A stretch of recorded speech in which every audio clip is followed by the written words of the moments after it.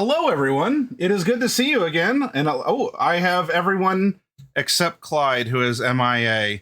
But you know what? That's actually that's I through our cameras here. Let's fix this because it's a link through the site that we use. Nice and easy. Boom. That should do it. Yeah. All right. There we go. So, hello, Black Wolf. Ravenstar here is here, of course. Velocity Arrow, and also thank you for that subscription. Very much appreciate it. And Fluffy Sheep as well. Death is not the end of the sub. Yeah, that is true. Thank you, Fluffy Sheep. And while Fluffy, I have not played Vampire with you, we certainly have had our fair share of vampiric interactions with you and Bright. So thank you very much for that. Hi, Lucius. Clyde went to go check the mail. I'm apparently allowed to leave, not allowed to leave the house. Okay, yeah. All right, so what we're gonna do, now you all out there in audience land should be able to hear the other participants as I gave my hi and my howdy. I hope that you enjoyed the intro. It sets the mood and the theme for our location and really Vampire the Masquerade in general. Tonight is part 2 in a 3-part series called Tabula Rasa. This particular episode is called a Chantry encounter because I can't help myself by making puns and references. So of course this is also a chance encounter, but it's a Chantry encounter. Yes. If you are not familiar with what happened last session, don't worry. It's okay to come into the middle of this arc, as it was, it was some intro stuff. And it... So that's why I had to mute mine up. So just when you go by, just voice down. No, but you are excited. Well, right now you are stressed because your husband is in the hospital. Oh, hang on. I gotta... Let's... All right. Sorry about that, everyone. I wanted to make sure that everything was fine. If you're back... Hang on, I gotta take you off mute here, Raven. There we go. All right, people should be able to hear you. There's some conversation in the background that Are they sure they want to hear me? If it was personal, I figured I'd mute it since it sounded like there was something going on. So I had you muted, but you should be good now. But I thought I muted my mic on my headset. Apparently not. My apologies. It's okay. There's nothing that made me blush, but I'm like, urgent things happen, but that's your household's business. Anyway, so welcome again. We are at part 2 of 3, and if you missed part 1, that's fine because a lot of what happened is going to get recapped pretty quickly here in part 2, and you can always ask questions as well. There is some audience interaction. Myself and the players, of course, we do read your comments. And so you're allowed to, ask questions, talk amongst each other, eat some popcorn, enjoy the show. As well, hi Moxiepox. As well, if you have our inspiration points, you can see them down below. They're the exclamation points. You can cash in some fickle god favors in order to help influence the game in subtle ways. By this case, it would be adding a die to a dice pool. And you can direct that support towards me because my players always foil my plans and work against me as a team. It sucks. So you're welcome to give me a fickle god favor. Or if you want, you could give any of them fickle god favors. You could spread it out evenly. Or if you go, oh, Clyde, we know you too well. And all of you just give Clyde all, you charge up the spirit bomb. And you give Clyde 10, he'll probably actually need 12, but it's okay. You can do that. That's at your direction. So spend those while you have them because it is a limited supply. Influence the game in subtle ways, being the observant, fickle gods you are, to what plays out before you. I would say the mere mortals, but these are vampires, and so mortality is not guaranteed. All right. Well, we have our we have our crew together, and while normally we have a one-on-one going down, we're going to have a bit of a in media res moment here. So I do want to welcome all of you, and of all of them here, we do have. I will give the shout out to Raven underscore Star, who does stream, and you can catch her playing Sundry. Oh wait, did I use the command twice? I think I did. That's right. Shout out. I know my own commands. Are you sure about that? Anyway, moving on. I'm not going to answer that question. You can't command me to do anything. No. We are going to dive into the story because all of our vampires conveniently are together. I gave them a little bit of homework about a scenario to think about. It has been 3 days since since our last our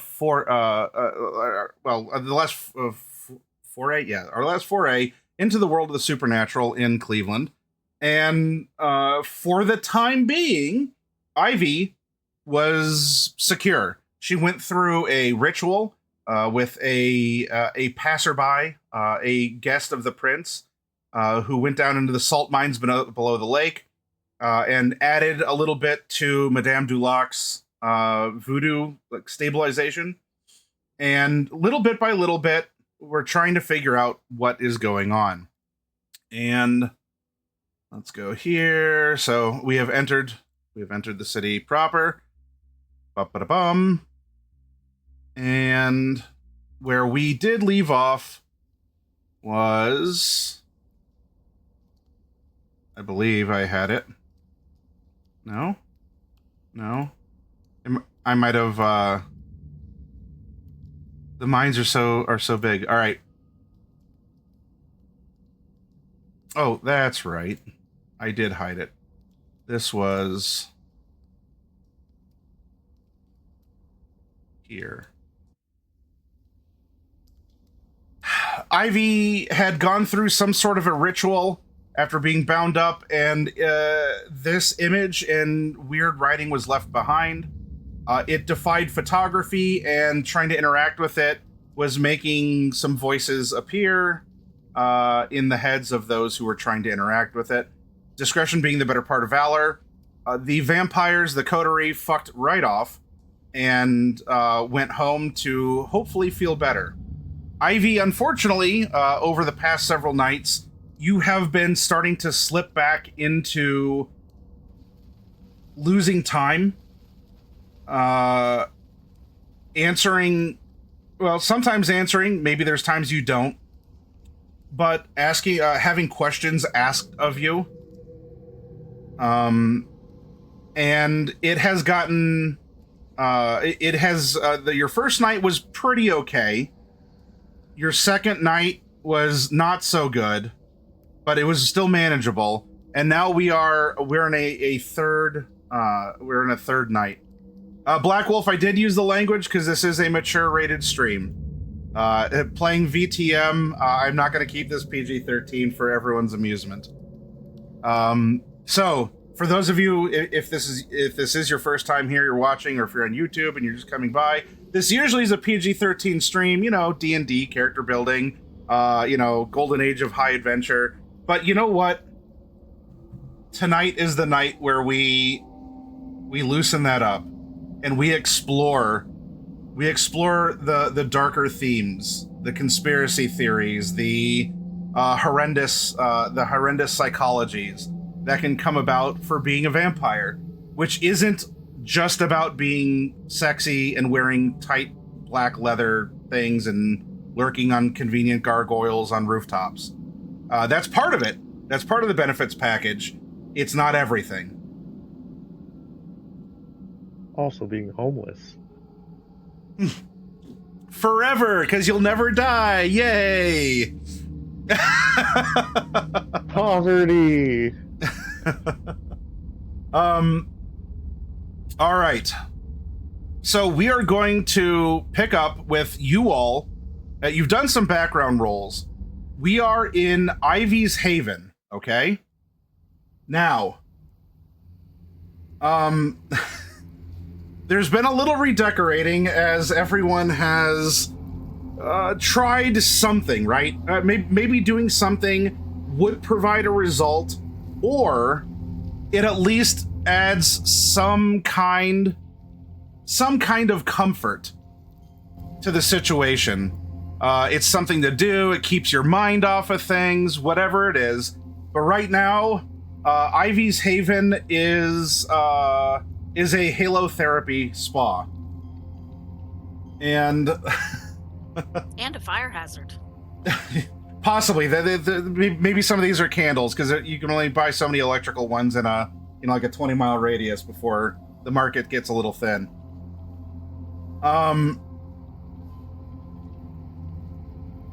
Ivy, your kind of prompt here is that tonight,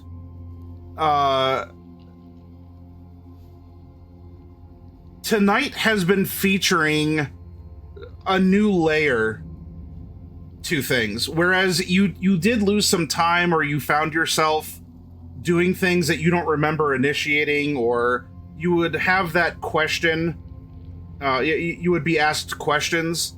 Now you are starting to experience synesthesia. And so this is the worsening, because you are perceiving in ways that you couldn't, and really you shouldn't. If someone talks to you, you don't hear them, you feel the vibration of their sound on your skin. So you're having a conversation, but it's a tactile conversation. You're not missing words, but you're also not hearing them, you're feeling them. And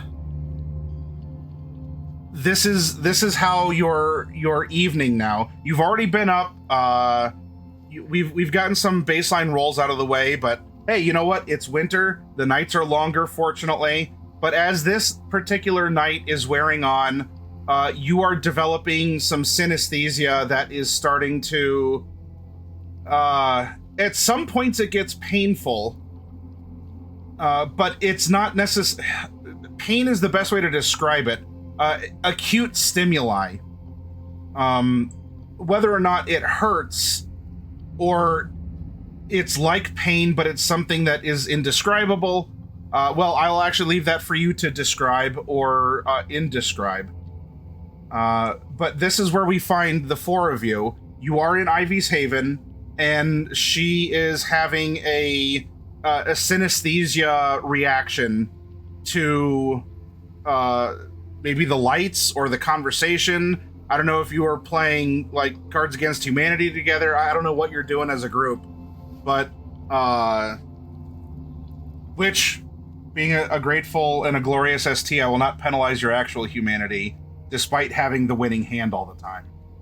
Even though you all probably deserve that shit.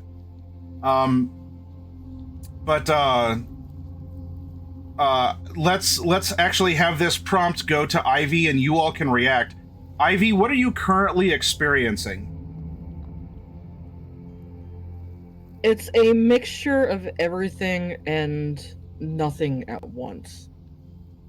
She is, for lack of a better term, overstimulated beyond anything she has ever felt in life. She is curling in on herself on their couch, covering her ears. If she's not covering her ears, she is trying to brush the sensation off of her skin.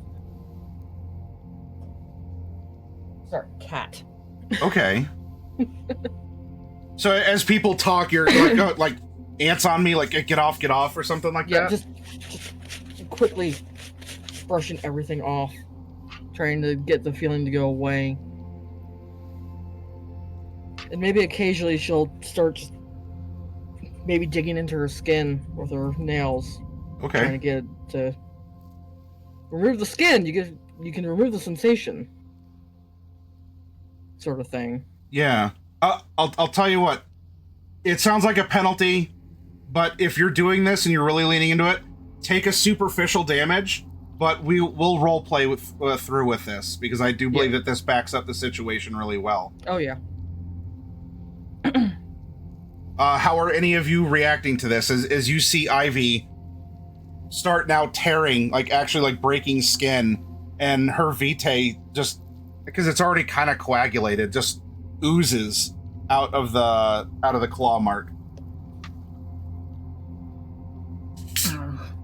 Clyde does not know how to help in this situation. Most that he is trying to do is he's just like,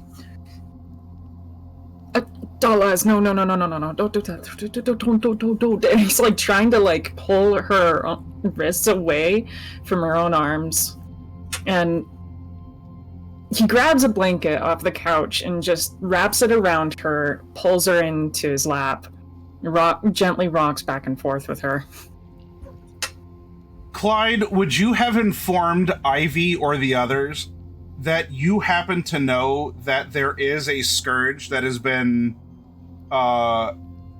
observing the Haven at the direction of the uppers? In one of your forays out to go feed, maybe you thought Damocles at first, but that can't be because Damocles isn't around anymore. But damn it, if that's not Damocles.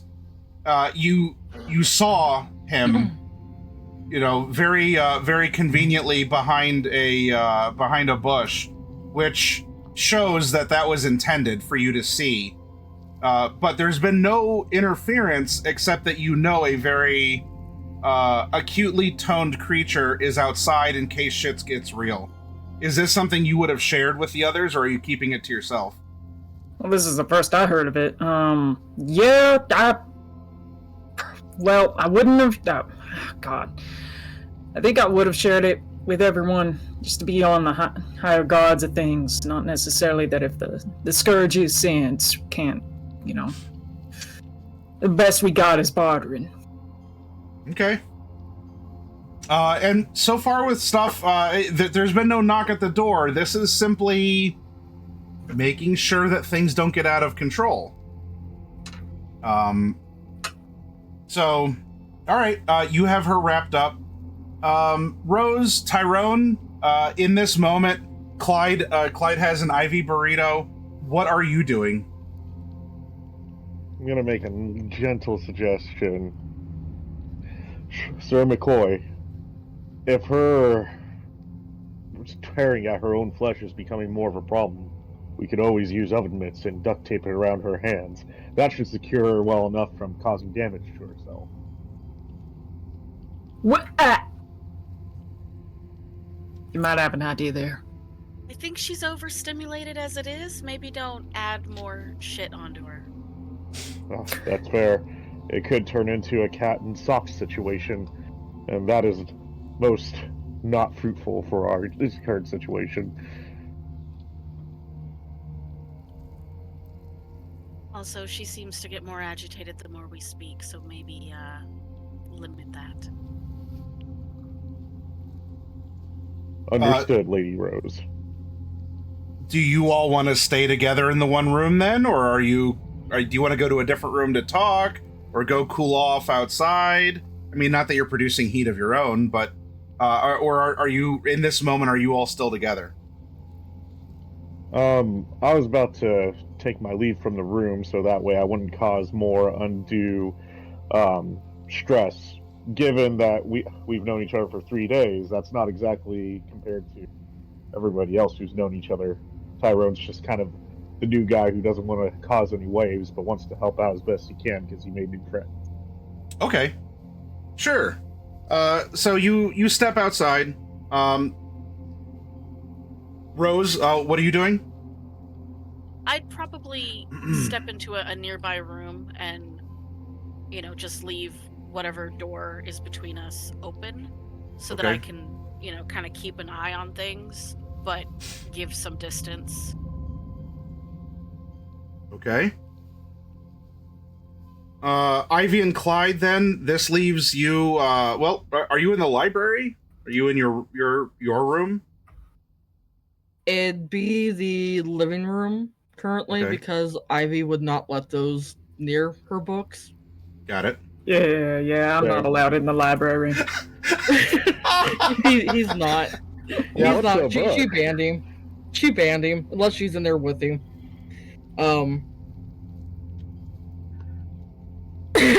She probably wouldn't let those in their bedroom either, considering what they are.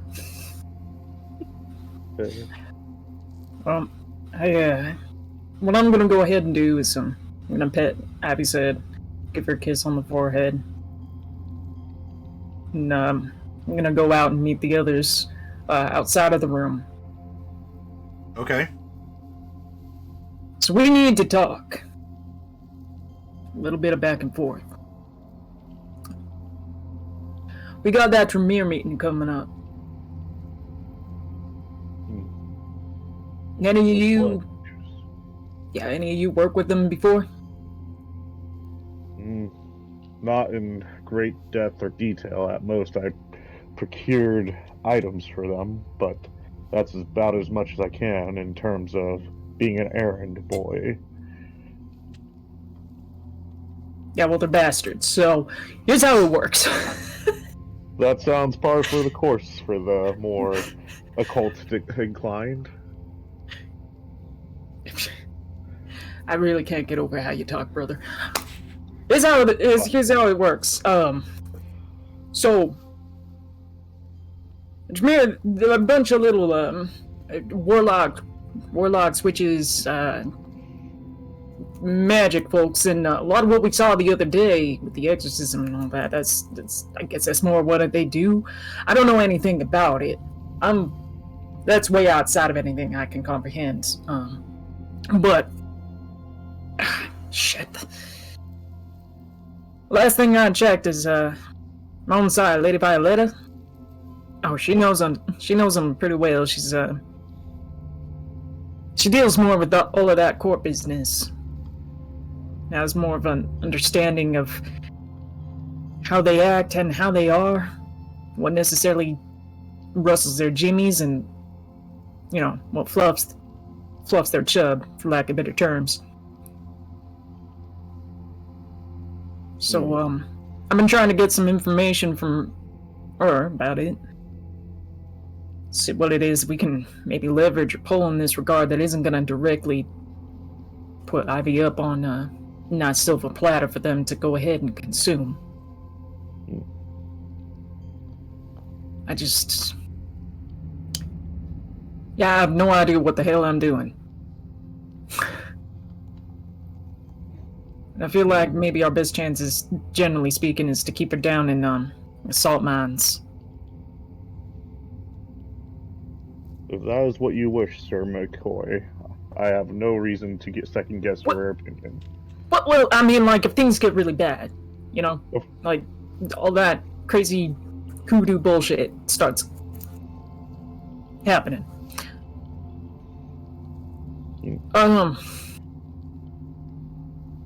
Other than that, the only other thing I can think of is just going back to that place.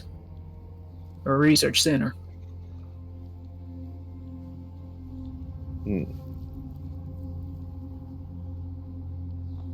Do the blood mages know about the sigil on the ground?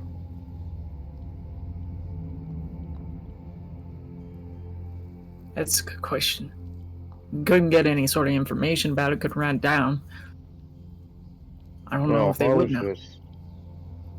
I was just pondering that mages of sorts are seekers of knowledge. Perhaps that could be used as some sort of leveraging device for our means. That's true, we could take him back, provided that little legend is still there. I don't know. I just wish there's more that I had prepared in any given moment. Does anyone else have any ideas? Any further information? I mean, I just know every conversation I've had with the Tremere so far has just been, for lack of better words, 2 steps up Schitt's Creek in some variety. Nay, I have no better ideas at this current given time. How fresh are you? Pardon? How fresh are you? Oh, a few years, a few cycles. He's just looking at you like, why are you like this? Don Quixote. Rose, while this is happening, I'd like you to make a wits awareness, please.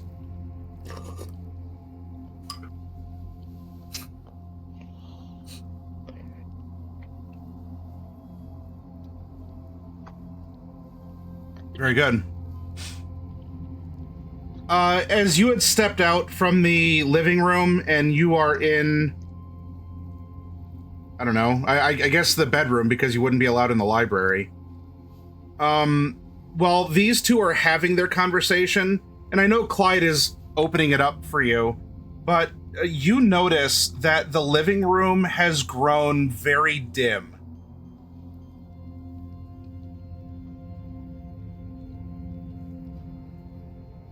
Has Rose had any experience with any kindred that would be able to do such a thing?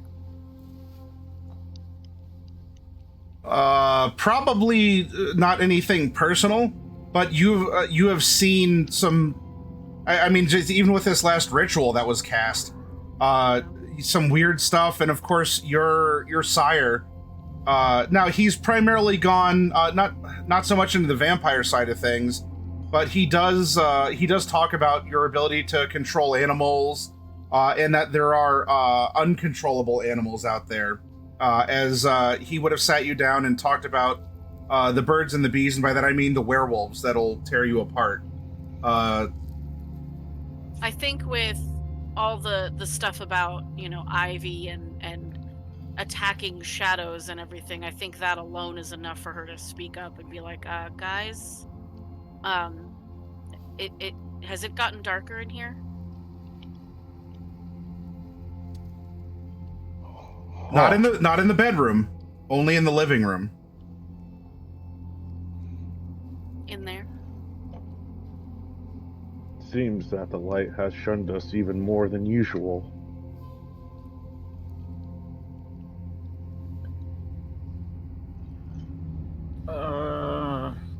I'm gonna peek Rose will inside. kind of step up and just be like looking around prepared. Okay. Where is... What were you saying, Clyde? Didn't mean to cut you off.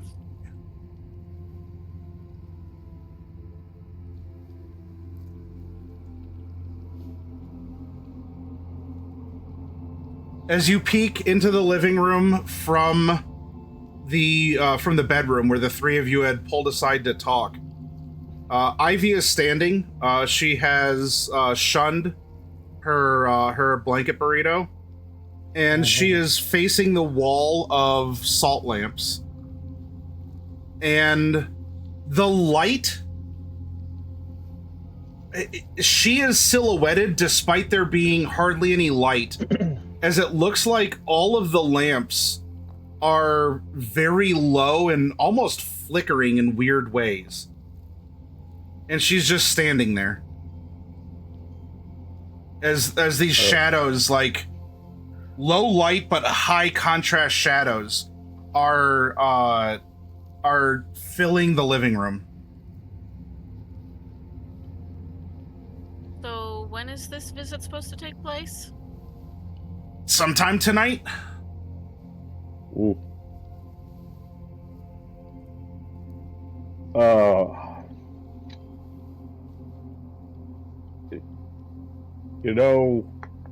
I think it'd probably be best that we get her secured and then into a metal carriage as soon as possible.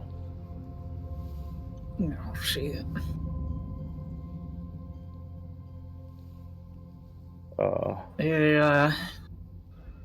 Hey, doll eyes. Hey, honey. And Clyde will approach into the room and gently reach out to put a palm on her shoulder, try and shake her out of it. Sir McCoy, please exercise caution. You reach out, you grab Ivy, you go to turn her around, and she's certainly, her face has that, you've been around her long enough now when she's doing this dissociation or this time loss or whatever you want to call it. She's phased out, and you look beyond her. This is that you make eye contact first, respectfully. However, it's when your eyes actually fall that you notice her front has opened vertically like a mouth, and her ribs are like fangs. Her heart is dangling like a uvula in her chest, and tongues of black shadow. She's turned to face you, but are acting as streamers pouring around behind her and almost drinking in the light now as you see these little motes of light being pulled out of the salt and are traveling through the shadowy tongues into this void inside of her. See this? And the ribs... The darkness has taken her! And this happens. Ivy, you come to in this moment. I'm sure as you do, you're like, I mean, it's a compliment. Clyde's checking you out. His eyes are maybe even disrespectfully lowered. What do you say or what do you do? You don't know anything's wrong. Why are you giving me that look?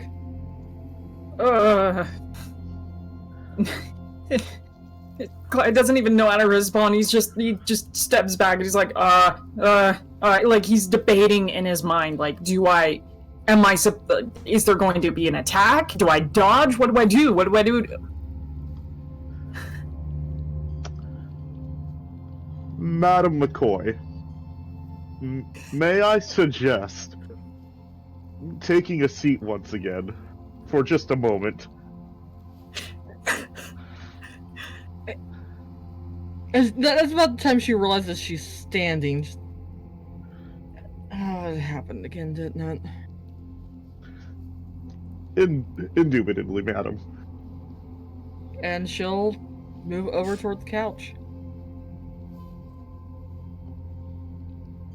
Tyler will pick up the blanket and hand it over to McCoy, Sir McCoy. Perhaps this will be best use for you. I will step aside for the moment. As you move to the couch, Ivy, in your peripheral vision, because you are rather acutely sensed, there's some motion in your lower periphery. And you would go to look at where you're going to sit anyway, and you notice your chest is agape. Your ribs are opening and closing slightly. You don't see your own heart dangling in the back, but one can assume. Just reaches in. She's backing up, panicking, trying to figure out what the hell is going on. You all, Ivy, maybe not you so much because you're in your own personal, and this is a very real panic. These are your feelings and your emotions. For the rest of you, her chest opens wide and begins to vibrate violently. Oh. But nothing is happening. With an exception now, a few seconds later. Arr, arr, arr, arr, arr, arr, arr, arr, arr. There's a multitude of dogs somewhere outside the house that are starting to bray and bark. Might be time to maybe put Ivy under for a little while, just to halt this. It worked before once, right? I mean, I'm. Can you pull put it back, or... From my understanding, there seems to be two options. One, I repeat what I did last time, which I doubt anybody would like to see. Or two, we take bungee cords or duct tape or what have you, and completely tie it around the chest cavity to obscure it from most people's view, and maintain some sort of humanoid shape. At the front door, clawing and scratching.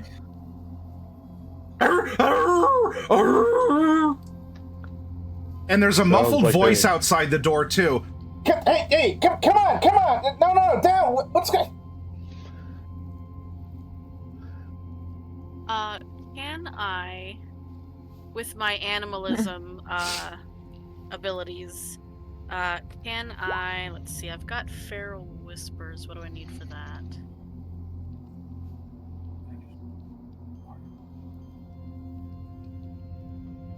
If the animal is technically already summoned, do I need to rouse to talk to it?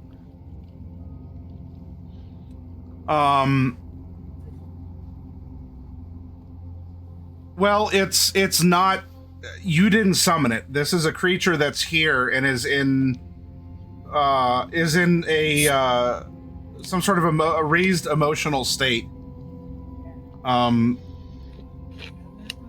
So,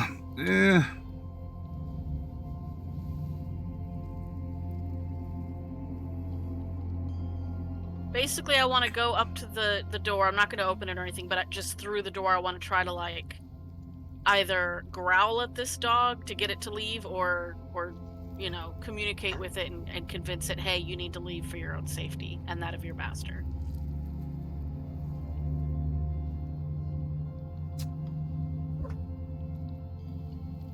And you want to do that through some growling. As if you're not going to open the door or otherwise, this would take a rouse check because this is not a familius.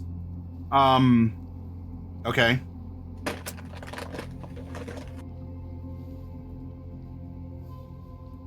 Then go ahead and roll a manipulation plus animalism. This, for what you want to communicate, and especially given the state of the animal, I am going to, I'm going to ask for let's see, if a 6 is defend a place with their lives, but a bird watching is a 3. I'm going to say that I'm looking for, I'm going to look for a 4. 4 successes.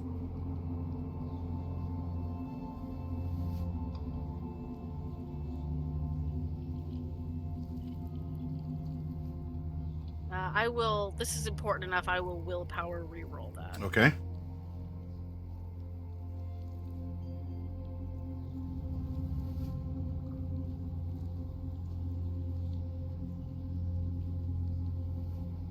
Three.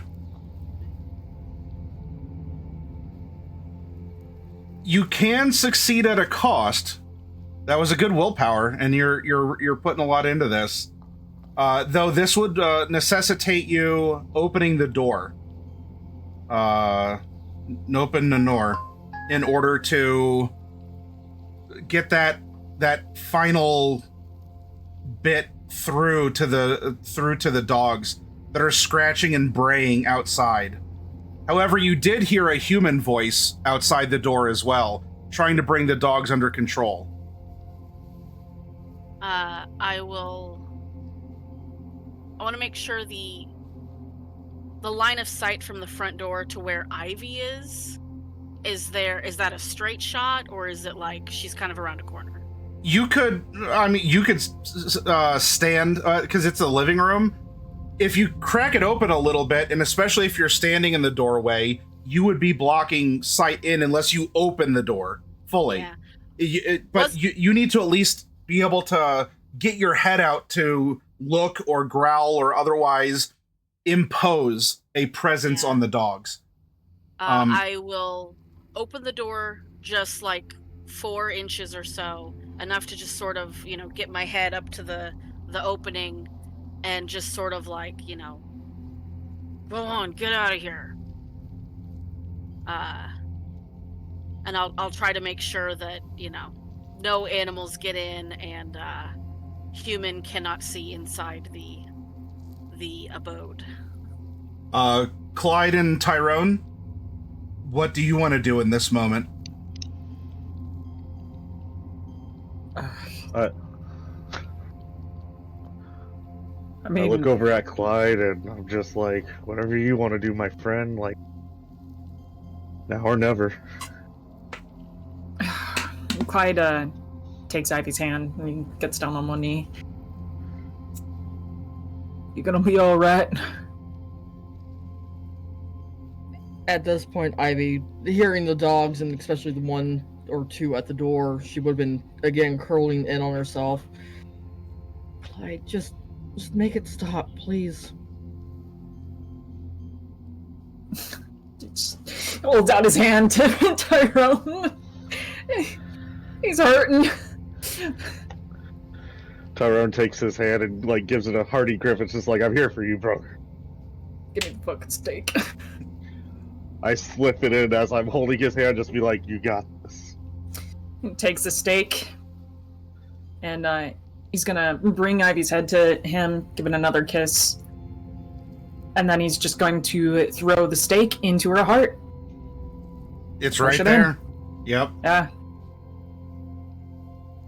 It goes in, and there's a jittering and as the teeth ribs shudder, and in that moment, make a you know what? I imagine you'd be able to, and this would be something like a very twitchy reactive thing, but make a I don't know, Dex athletics to pull your arm out before the ribs, so bone, snap and entrap your arm with the stake.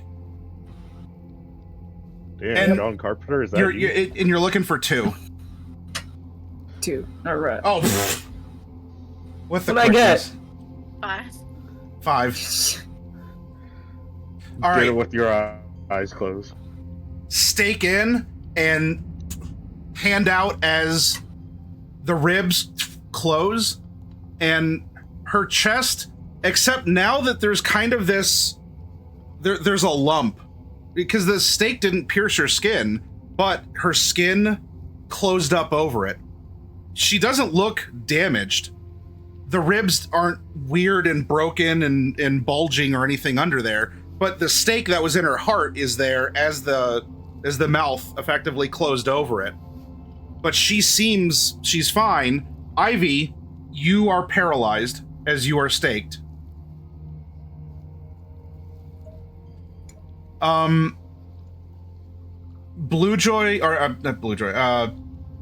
Rose, I need you to make a strength athletics, please.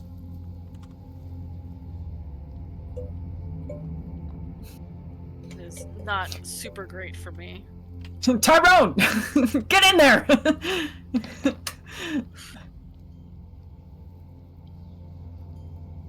Okay. Rose, you gurr and growl, and the dogs the dogs are whimpering. In fact, you even see it looks like just some neighborhood guy. He's definitely dressed for the cold, and he starts doing a whole and I'm sorry, I don't know what set him off, ma'am. I was just taking him for a walk, and as he's blabbering, and like you're looking at this, probably even like sneering in your, in your moment here. However, one of the dogs, as he's trying to, most of them here, they're backing off. You open the door to do this. One of them slips the leash, or is at least running in with the leash, and pushes it. So you take a step back, and the dog starts running into the living room. Now, I'm going to slam the door shut and lock it so that human can't come in. okay. All right. Slam, lock. Ma'am, no, I'll try to get him back. And this dog is going straight for Ivy. I figure the other vampires next to her can handle a dog. I don't want a Right. human thing some crap. Yeah, I'll go ahead and be a human body shield if that thing comes anywhere near. I'd like to activate Presence and Daunt specifically. See Okay. how well a dog handles that. Tyrone, do you want to do anything? Oh, you're muted. Yes, I'd like to. I didn't want to say anything before because I kind of wanted it to be a slight comedic effect. However, I did break one of the brooms of Ivy's in order for her to make a stake. Can I use the other half of the broom with the bristles to use melee and beat the dog back and get them back out the door? Well, the door's not open. Rose slammed it shut and is kind of like against it. So then you could to hit the knock dog with out. the broom, but you're so all of you are in a situation where you are on the verge of quite possibly a really gross masquerade breach. And also, do you want the dog alive? Do you want the dog dead? Do you want Alive. if you want it alive, then you're going to have to make it happen. But you need to stop this thing before it reaches Ivy and starts treating her like jerky. So Get it, Tyrone! Consider it done. Melee. Second attribute. Oh, this would be strength plus brawl. Let me see here. I am using a broom as a melee. No, weapon, though. melee. Yeah. I wouldn't say that this would be swordsmanship in this instance. So just go ahead and strength melee. Difficulty value. 0. You don't have any animalism or any sort of animal ken? No. Just melee and strength. All right. Willpower? The three. If you want a willpower, you can. I will say that you can make contact. The dog's not trying to dodge or avoid. It's just trying to rush, like just bum rush Ivy here. I'll do a willpower reroll. How many would you like me to reroll? You can reroll up to 3, dude. Yeah. Okay.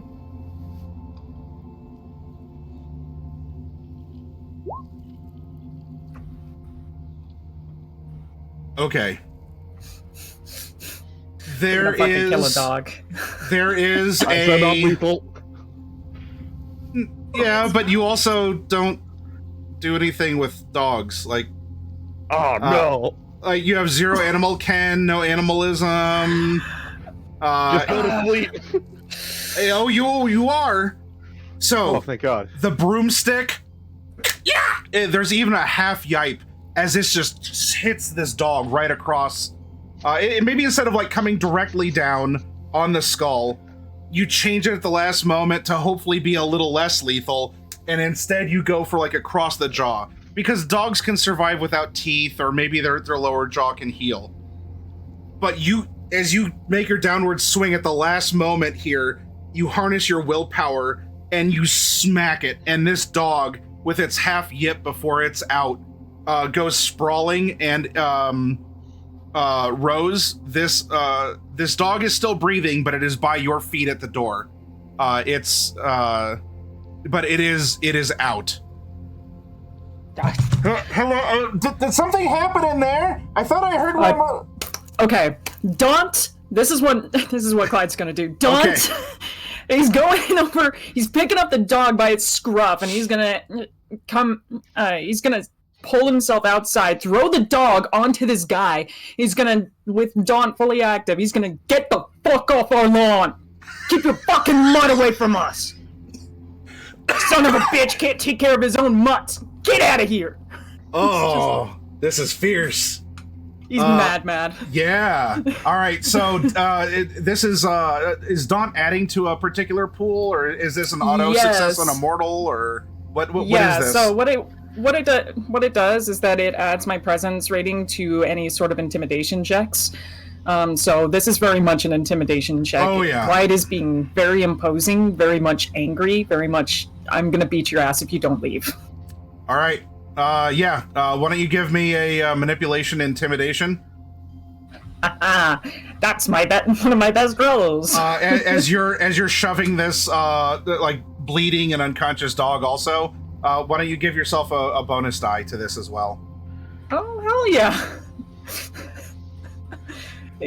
This man doesn't have to know anything about what happened beyond that door. I feel so bad. I don't. You should. Oh. Nice. Okay, so messy crit. Oh god. I don't want to give away anything, so I think I'm gonna willpower reroll two of those. Okay. Two of those failures and not one of those crits. Not the hunger crit, obviously I can't, but we'll see if we can save this, because I don't want this guy being like, oh wow, you got teeth. Yeah, I mean, he won't come back if you just like tear the throat out of the dog. It's already bleeding anyway. You really want to make sure he doesn't come back. He's just a poopla. Okay, well, alright. So that puts me at 4 successes. Just a regular 4 successes. Okay. Your teeth and ambition are bared for a moment, and then you have to rein yourself in. You know, just your fangs can't be fully up. You're just at half mast. Keep it cool, Clyde. Keep it cool. You're not hoodlum anymore. Keep it cool, Clyde. So you shove, and there's just this presence, as the guy is holding this dog who just like labored breathing, dripping blood off its broken face. Look, I'm sorry. I don't even know what had the. He's blubbering. Your dog almost fucking bit my disabled wife. Get the fuck off my lawn before I call the cops on you. Shit. Okay. Oh God. Yeah. And he goes, come on. And the others that Rose was also like. The others have probably like kind of peed at themselves anyway because of what Rose did there to growl at them back. And so you have this dog walker, 3 dogs like kind of eat a tail between the legs, and another one sort of like over, and he's going off. He's like, I'm sorry, man, I'm sorry. And as he's going away. Oh my god. He slips back into the room, closes the door, locks it. I'm a calm man. Tyrone just kind of looks at the floor, just kind of sad. He's just like, forgive me, young pupper. A dog's gonna live. The dog is fine. It's just gonna be like $1,000 grand vet bill. I don't fucking care. Alright. Oh my god. Tyrone, if you keep trophies, there is a tooth you can collect. It's on the carpet. I do take the tooth because, just it reminds me of things. Okay. I put it in my little pocket. All right. You're allowed to add that to your inventory then. You have a dog tooth. In retrospect, maybe the neighborhood isn't really a good idea for the moment.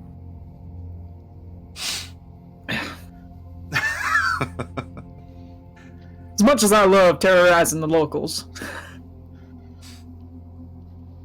Might be time to get a new haven. Yeah.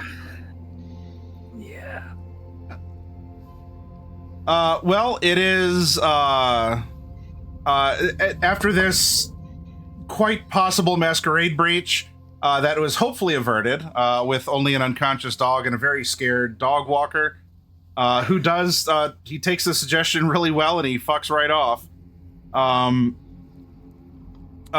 You get a you get a call, Clyde. And, well, you put people by nicknames in your phone, right? Because Cheryl was Cherry. Absolutely. Who does Angel show up as? Angel shows up as...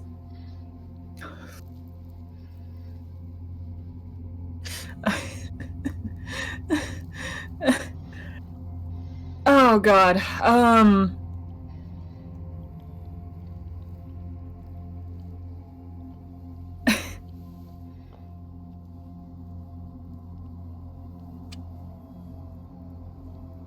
What is it? Fucking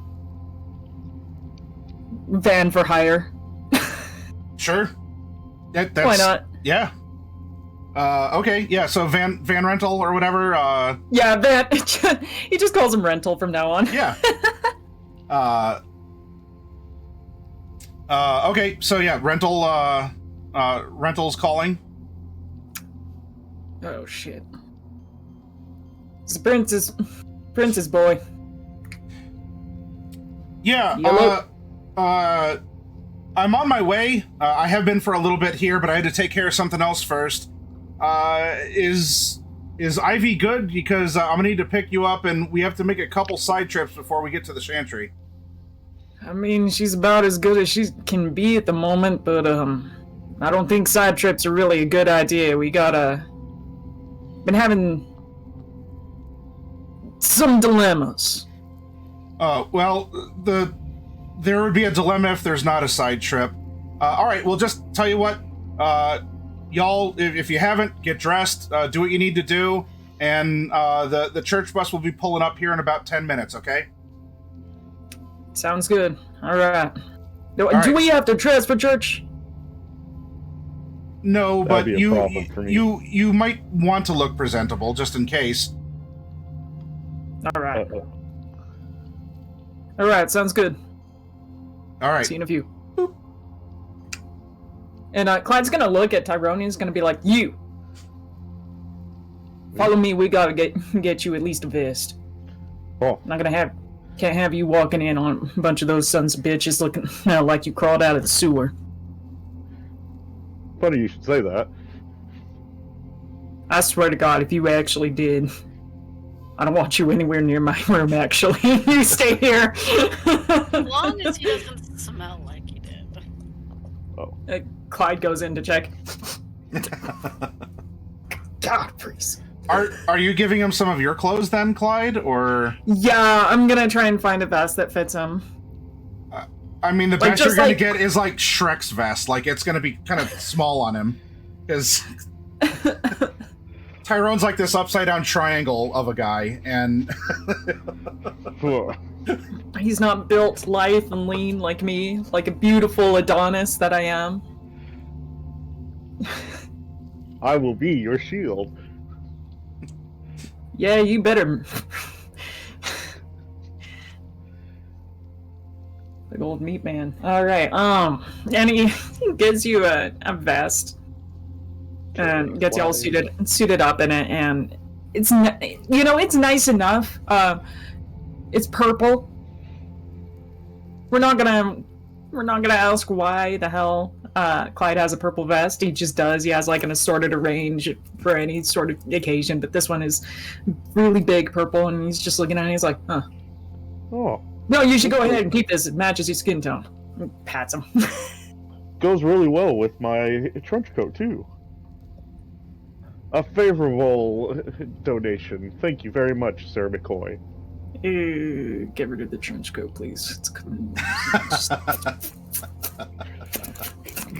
Tyrone holds his trench coat dearly. It's like, this has memories. Yeah. Memories of 10 years of dust. God damn. The clothing... Tyrone, like, coolly throws his trench coat back over his body, just like, yes. Almost like from something you'd probably see in, like, Devil May Cry. Doing it with style, I should say. Don't, we just cleaned this place. God, no, God damn it.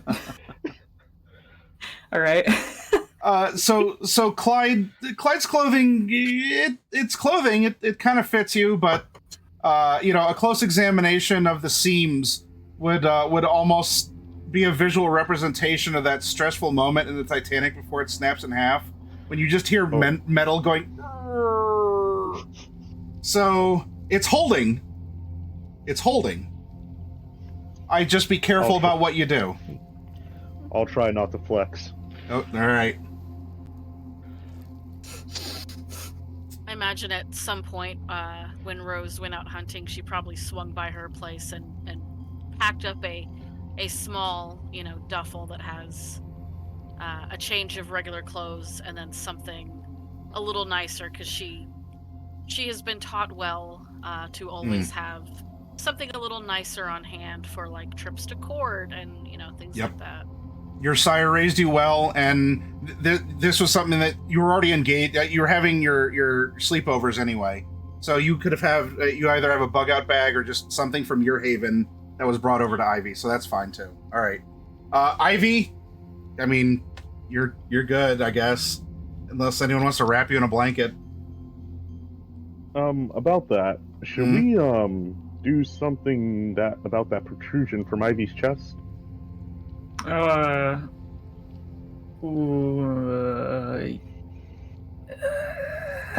would just look like a lump of flesh, vaguely steak-shaped. I don't really, I think I got something. Hold on. Okay. Clyde is gonna go back to his room and collects, I'm trying to think of what would be a good object, and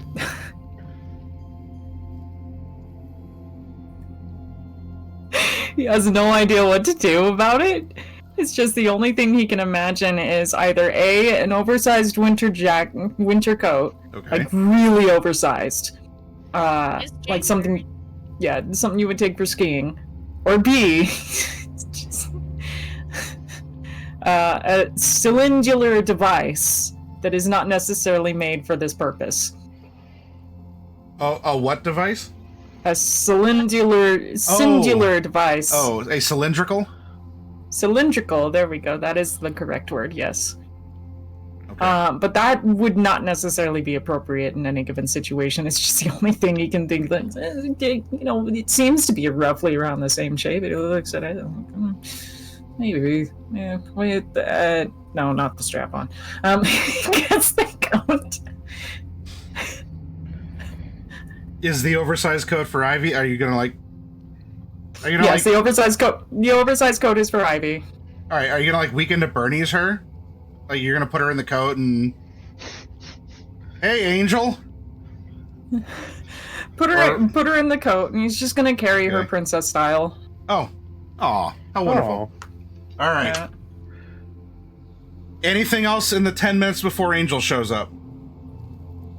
You guys don't think we're about to get assaulted by a cavalcade of canines, do you? Well, we might. Keep that. Go ahead and keep your brand new sword on you there, Blade. I'll just.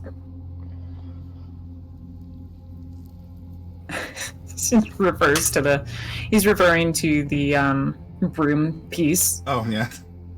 I thought he was talking about the actual sword for a moment. I'm like, I thought that was going to be a cool reveal. And it's just like, okay, yeah, the broom piece. Just like, I understood, Sir McCoy. I have your back. Yeah, if it's just... I don't think it's going to be just dogs. There's a possibility it might be other animals. I don't know how this shit works, but can suspect. Well then, without further ado, Tyrone is ready. What did Rose was gonna say something? Oh, sure.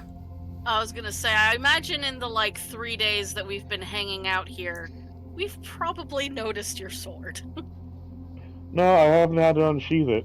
It's just kind of looking like a stick.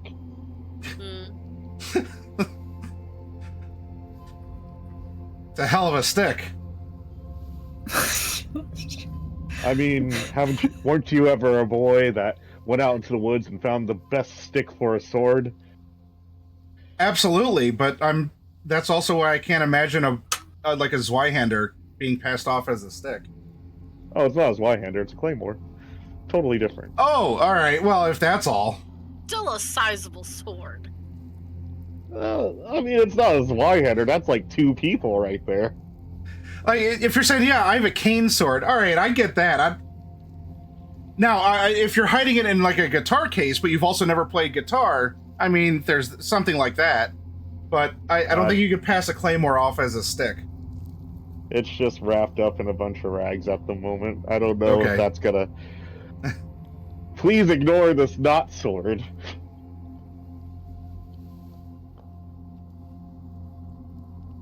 Then was there anything else, Rose, that you wanted to say or bring up? That was it. Okay. Angel pulls up. The van once more says church bus with the magnetic cling to the side. And, I don't know, any of you want to ride shotgun? There's one other seat in this van. I take the standard wheel well seat. Very good. All right, I'll help Clyde get Ivy into the back. Okay, yeah, if all of you want to be in the back too, then that's fine. Yeah. All right. So, the van takes off. Angel's driving.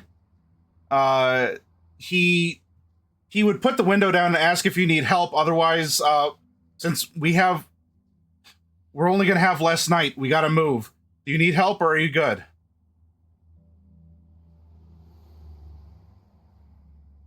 Like loading the cargo, or... Oh, we're fine. All right.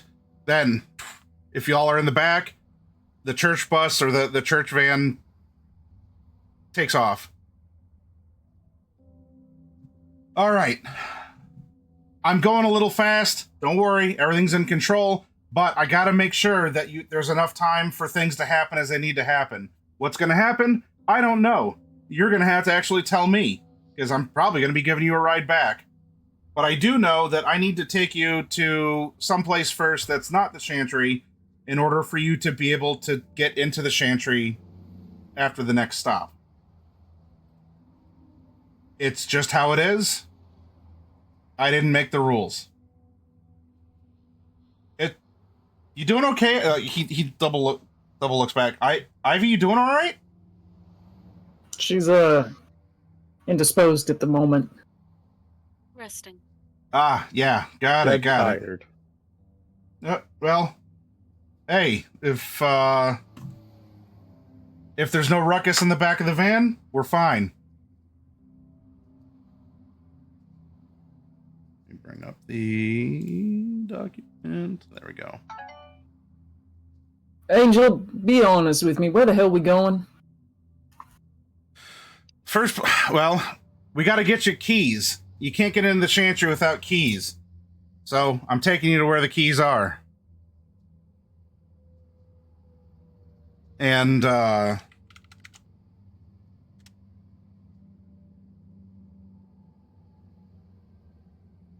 second here.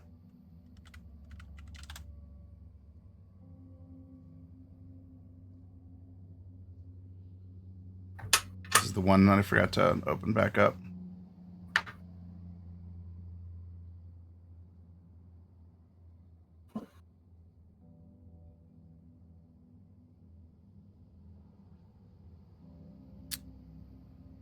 So, first stop, we're heading over to St. Malachi Parish. Not that far away, don't worry about it. Driving along. He's not engaging in a lot of conversation, which is somewhat unusual, because otherwise he likes to be, I don't know, he's not chipper necessarily, but he is kind of chatty. Though he really does seem to be concentrating on this. This is probably the most tense that you've ever experienced Angel being. So why does stiff shoulders there, Angel? All I can tell you is that there's just some VIPs in town, and with everything going on, not that I'm privy to it, it's off-putting. Well, shit, we met one of them last night. Yeah. Yeah, you met one of them. There's a few more. I've been busy. A few more. Yeah, you know, it's in the job description, but I gotta really make sure that I don't fuck this up. Who the hell else is in town? Do we need to be worried? You? No. Well, maybe her. Points to Ivy. The rest of you, probably not. It's just that all this is happening and there's some VIPs in town, and I want what's best for everyone. Are these VIPs aware of the situation, or are we worried they might become aware of the situation? No, they are, as far as I know. Well, know's a strong word. As far as my experience would indicate me guessing. It's a strong guess. Oh. Maddie, me as a player just picked up what you're putting down. Clyde is not smart enough for this. Because the games have never been political until now, so... I know. Anyway, hey, we're almost here. So, what you're gonna do? Just get out and yeah, right there. Just reach in and just grab the coins by that person. Okay. Fucking Tremere. Always make things more complicated. Tyrone, you go do it. Do we Barely. need one for Ivy as well? Yeah. So each of you are instructed to that there are some coins that are here apparently by a display by the St. Malachi Parish in Cleveland called Homeless Jesus. And you're instructed to go out and grab the coins that are here. Resisting so hard. Look, Tyrone, it's you. Okay. Looks like I'm finally becoming famous. I'll pick up the coins and, well, bring them back to the rest of us. Tyrone, either in life or here in your unlife, have you ever been a particularly religious person? Well, I dabbled in it. If I had to say if I was any religion, I'd be a Christian man.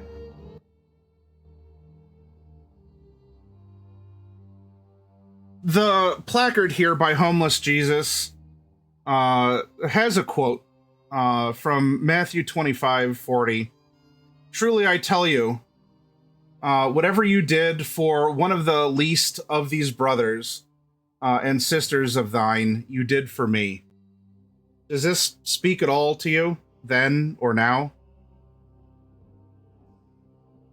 Especially back then. Now, it's kind of like a nice throwback, all things considered. It reminds me of the camaraderie that I once had. People that were nowhere near blood related being my brothers and sisters. And it's just kind of funny, humorous even, that I'm kind of in this situation that can be considered the same. Just with a lot more darkness to it.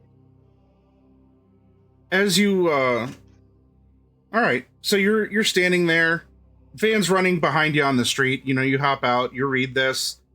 There are 4 coins just inside the hooded part of this blanket. And you go to reach in, and there's some people, not very close, but just other people even out late at night who are watching you apparently take coins from a homeless statue in front of a church. Can I also throw on my little homeless to-do since I'm wearing my jacket and everything? What's a homeless to do? It's basically just be like, have you ever had a homeless guy yell at you incoherently? Oh, you're gonna yell like, I'm hungry. Bus fare. Exactly. Okay. Sure. Why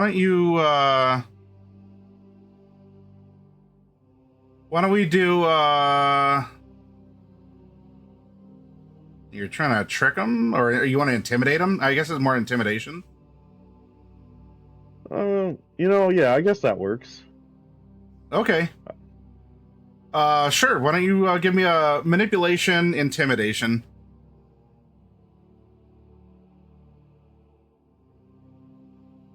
At worst, they'll just think I'm a drunk homeless guy.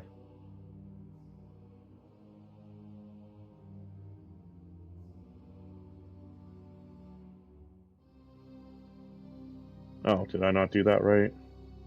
Intimidation, manipulation. Yep, just straight up roll. I'm only looking for one success on this.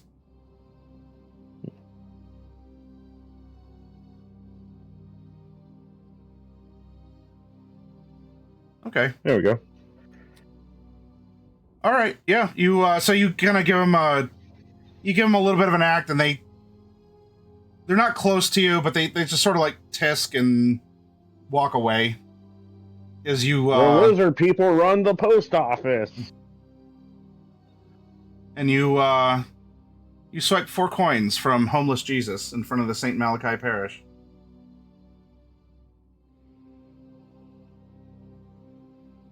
Thank you, brother. Then I hurry away like a thief into the night. All right. Back inside, coins are distributed. I guess, Clyde, you can hang on to Ivy's. Because, I mean, I guess you could put it in her hand, but you have to, like... The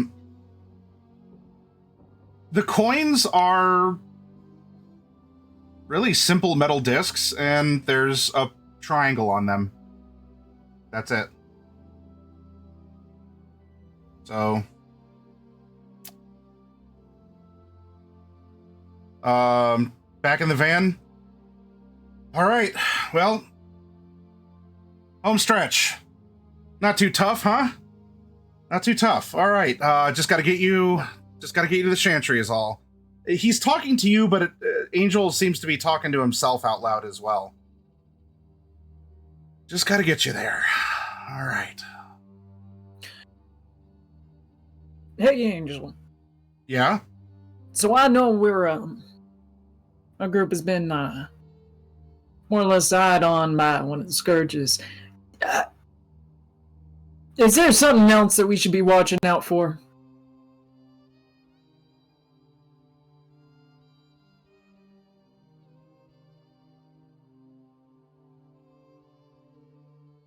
This is going to sound like a throwaway answer.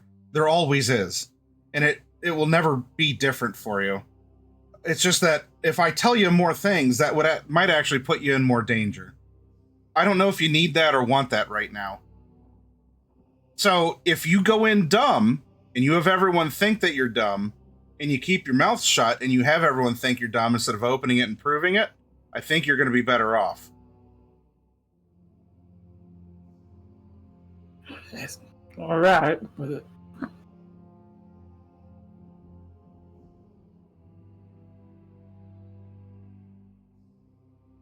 There's just going to be more than what you see going on there, all right? That's it. But you go in, you do what you need to do, and hopefully everything is resolved. And this whole episode's over, and everyone goes on. Another night will come. All right. Here we are, Old Stone Church. Yeah, I'm gonna drop you off here, and all you gotta do is just put your coins in the beggar plate, okay? Can do. All right. Well, I'll be around. Hopefully I'll be able to take you back here in a bit. Thanks as always, Angel. You take care of yourself. Good luck tonight. Thank you. You as well. And, well, her more so. He's gonna pick up Ivy, princess style, carry her towards the door. Once they get there, he is actually gonna manipulate her arm to limply drop the coin into the beggar's plate, drop his coin in. Okay. So you exit, and the van, he doesn't go squealing off or anything. You know, there's no chirping of tires. But the church van rounds the corner and leaves you outside the old stone church, where there is another one of this series of 6 sculptures. And as you see here, we have more of a beggar, a hungry and thirsty representation. Jesus' pierced hand is outstretched in front of the bowl that lies in front of the door here. Yep. Drop the coins in.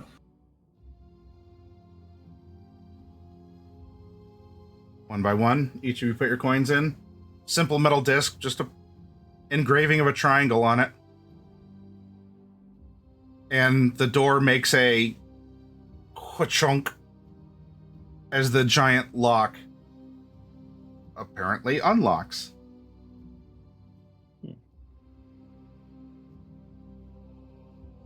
Rose, if the door doesn't open, Rose will push it open and hold it for Clyde to get Ivy in.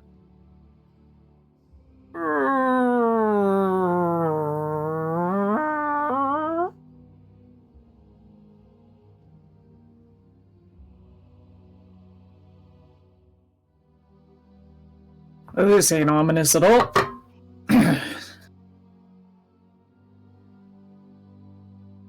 As Clyde passes by holding Ivy princess style, I'll just whisper to him, like, real close to his ear. Remember what Angel said. Don't say anything unless you absolutely have to.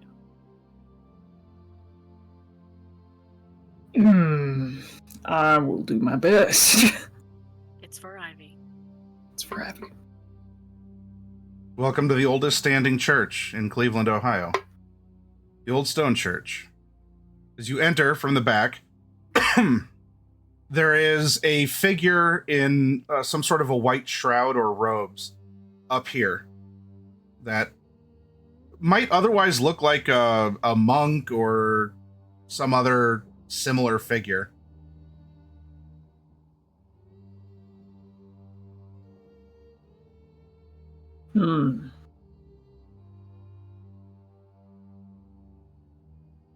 And are they walking towards us? Or are they just sitting around? Just standing right here at this door. They're You looking all our are- way? Not even looking, head down, arms folded into the robe.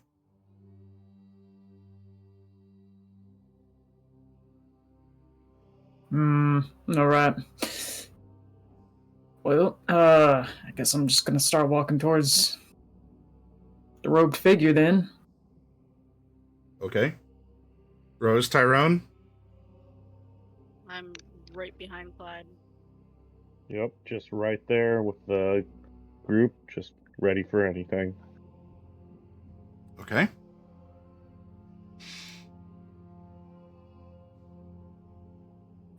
Clyde is like low key, just grumbling to himself, like, "God damn, Tree, why they always gotta act like this? Why they always gotta be so fucking weird and creepy? I don't." And then, like, as he gets closer to this person, he just at that point he like shuts up. But maybe you can hear all of it. You're thinking this, Clyde. You're walking past the pews. The pews continue past. And they continue past. Mm-hmm. And they continue past.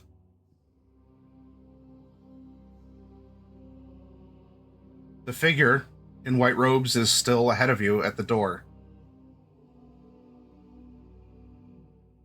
But for you, this is like some Scooby-Doo running in the hallway shenanigans.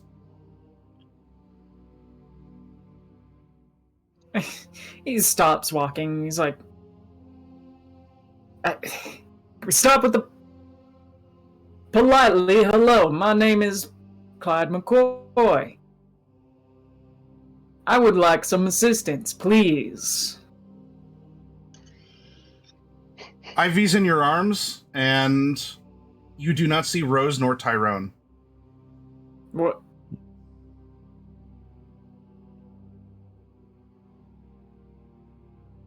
They're behind me? They're not behind me anymore? No. Room's still the same? Yeah. Oh, god damn it. And now the lights begin to dim.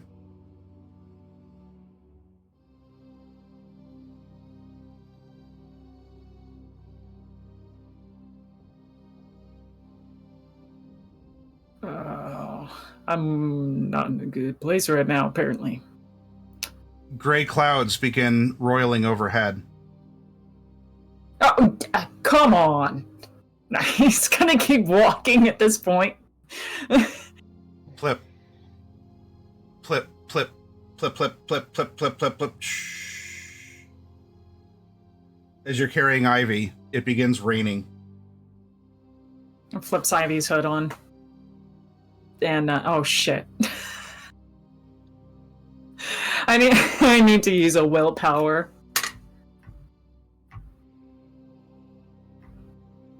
Damn it.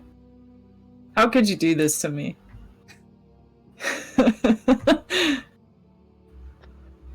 I've made my mistakes. I have nowhere to run. That's okay. Ivy is like silently thankful she is staked because church, mythic block, holy symbols. I would be having to do the same thing if I wasn't. Mythic block, rain. You use a I'm willpower, clearly missing something. and as this is happening, you're no longer even walking past pews. There's side of a road, traffic goes by, rain puddles splashing, just sort of the mist behind the tires, and ahead of you, a car spins out and crashes.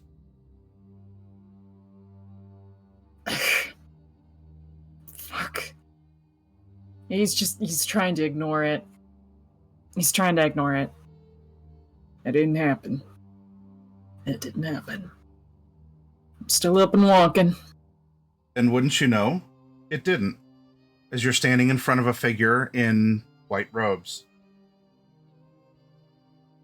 Rose, what are you thinking when you enter the Old Stone Church? Replaying the whole sort of scene that we just had with Angel and like how nervous he seemed, and like that kind of puts Rose on edge.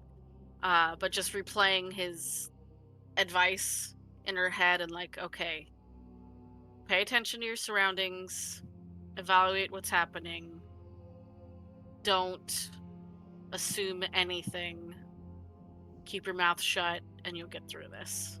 And just focused on Clyde's back in front of her until it presumably disappears. It does. As you go to concentrate, you open your eyes up for a moment with that, just stay on focus, stay on target. Clyde, Ivy, and Tyrone are gone.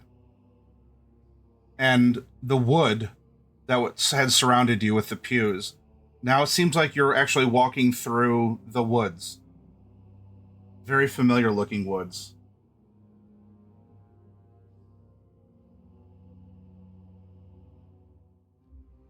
I sort of falter in my steps for just a moment, but I keep walking and I'm just sort of like glancing around and like, okay, just keep going forward.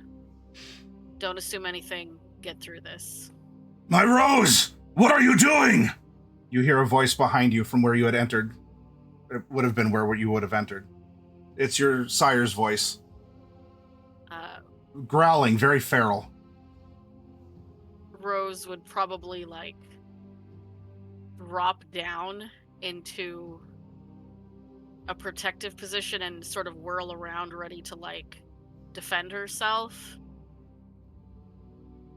But then I think she would probably think, well, no, he's out of town right now, and even if he came back, like, he'd have no reason to be mad at me right now. Don't assume anything. It's a Tremere trick. My sire told me about this sort of BS.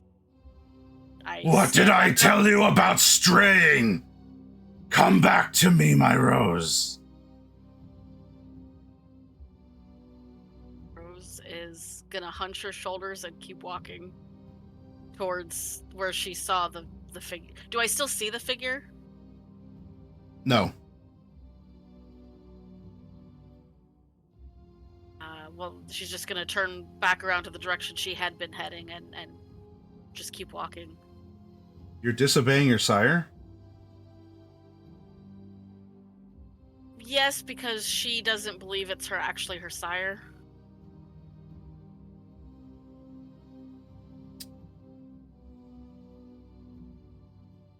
Then you may also spend a willpower to overcome this, as the blood otherwise feels that stirring. As you have this unshakable bond with your sire, and he's giving you an order. But something about it, you're right, no, there is something else, or it's not him.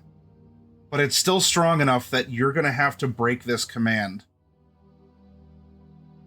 I just click on willpower? Yeah, so you're down 1 willpower. Okay. Oh, I just spend it? It's consumed. Okay. You are down, Okay. like, you'll have to recover it at some other later point. However, as you do, and while you do spend that willpower, what is it that you think or feel as you didn't break the bond, but you kind of did? What are you thinking or feeling as you overcome this false command, and you do find yourself in front of a white-robed figure, and of course Clyde and Ivy are there too? But what is this feeling that you have? A sense of sort of loss, that even this isn't real. You know, the feelings that she has towards her sire are in many ways not real because of the compulsion of the blood. And now even this, you know, sort of false rebellion against that is also not real. Does Rose want the feelings to be real that she has for her sire? She wants to see if they are. Oh. But she doesn't trust it because of the blood compulsion. Yeah. She hasn't been granted a chance to know her own feelings. That's quite a pang in the heart. Well, for here and now, maybe you have some things to think about or to feel through. But you are standing where you need to stand. Tyrone. Yes.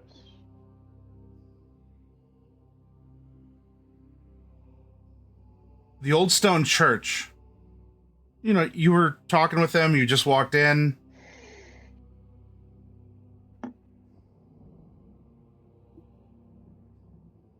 Yep. What is your first instinct? Because you blink for a moment, or you go to say something, maybe a quip or an observation of one of the others. They're not there. And when you look again, you are in a burned out mosque somewhere in the sandbox. And you're in your uniform. For a moment, like, it feels real, but unreal at the same time. Like, when you get done with a harrowing incident and you just take a quick nap, and then you imagine your life before or after, and so on and so forth, but then you wake up into reality. That's what it kind of feels like now. But Tyrone knows all too well that these days are behind him. But does he feel the sand on the wind at all? Is this that powerful of a hallucination? You feel warmth on your skin. You hear pop, pop, pop, distant reports of 3-round bursts. Pop, pop, pop, pop, pop, pop, pop, pop, pop.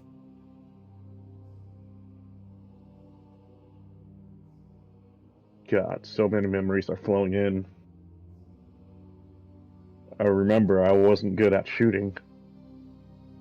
In fact, I was so bad at it that I just took to using tools and axes whenever I had them in my hands, rather than pulling out my weapon in the first place. Never instinct is telling me to get down, get behind cover. All right, I gotta wet my whistle here. That's fine. You get the whistle of incoming artillery. Mortars screaming through the skies. Yep. Getting closer to you. And I'm basically still in the aisle in this ruined cathedral in the sandbox. This is a mosque. Whatever, sandstone, sandstone and everything. Like, it is... So at one point in time, at this point in the world, this was a place of worship. Right now, there's almost no ceiling up here. A part of the wall is missing over here. How is it that a religion that differs so far from my own still feels so holy that people are willing to die for it? Boom! The whole place shudders.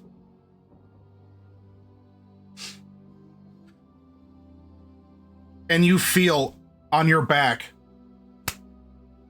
someone gripping you. TJ! TJ, man! I turn to see who it is. It's...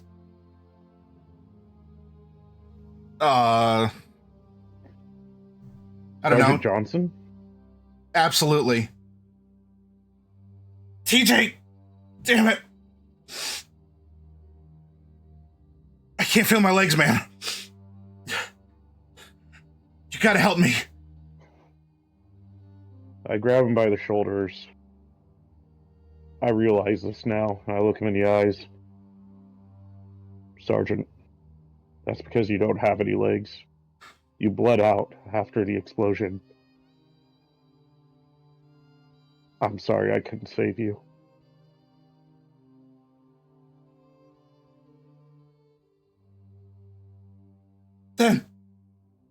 Then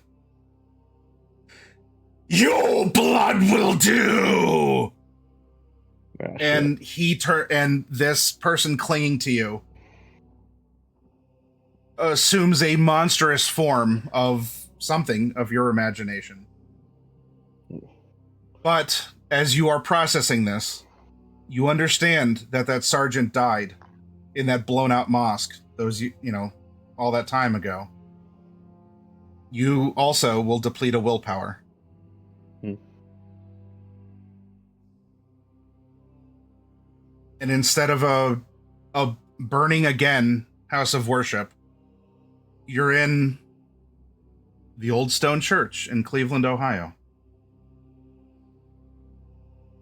Standing at a door in front of a person in white robes. Clyde is holding Ivy. Rose is present. And so are you. I look to the white one. Well, do we recognize the one in white, or do they seem like an important figurehead? It's the only other person here. No face, because the head is down and there's a long robe, like a hood coming down. I look to the rest. How do they all seem in comparison? Clyde, how you doing?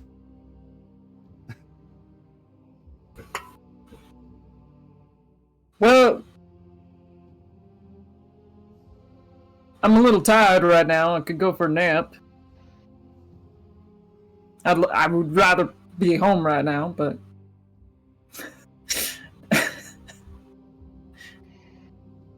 how you doing, Ivy? He just jiggles her in his arms.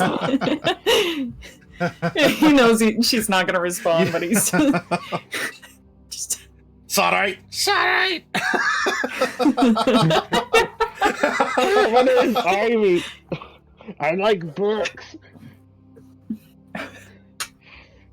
All right. The figure turns, and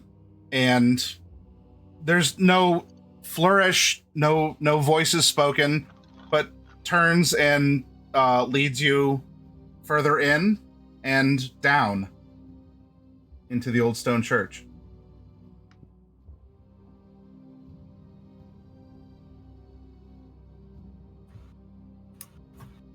Hey, as we're walking down, he's just like, hey, anyone else see anything weird? Yes, I've seen ghosts. You saw a ghost? Something God, like that. I had to walk through the fucking rain. I'd rather fucking see ghosts, goddamn. Tyrone just can't help but have a little smile at that. It's just like, I suppose we all have our own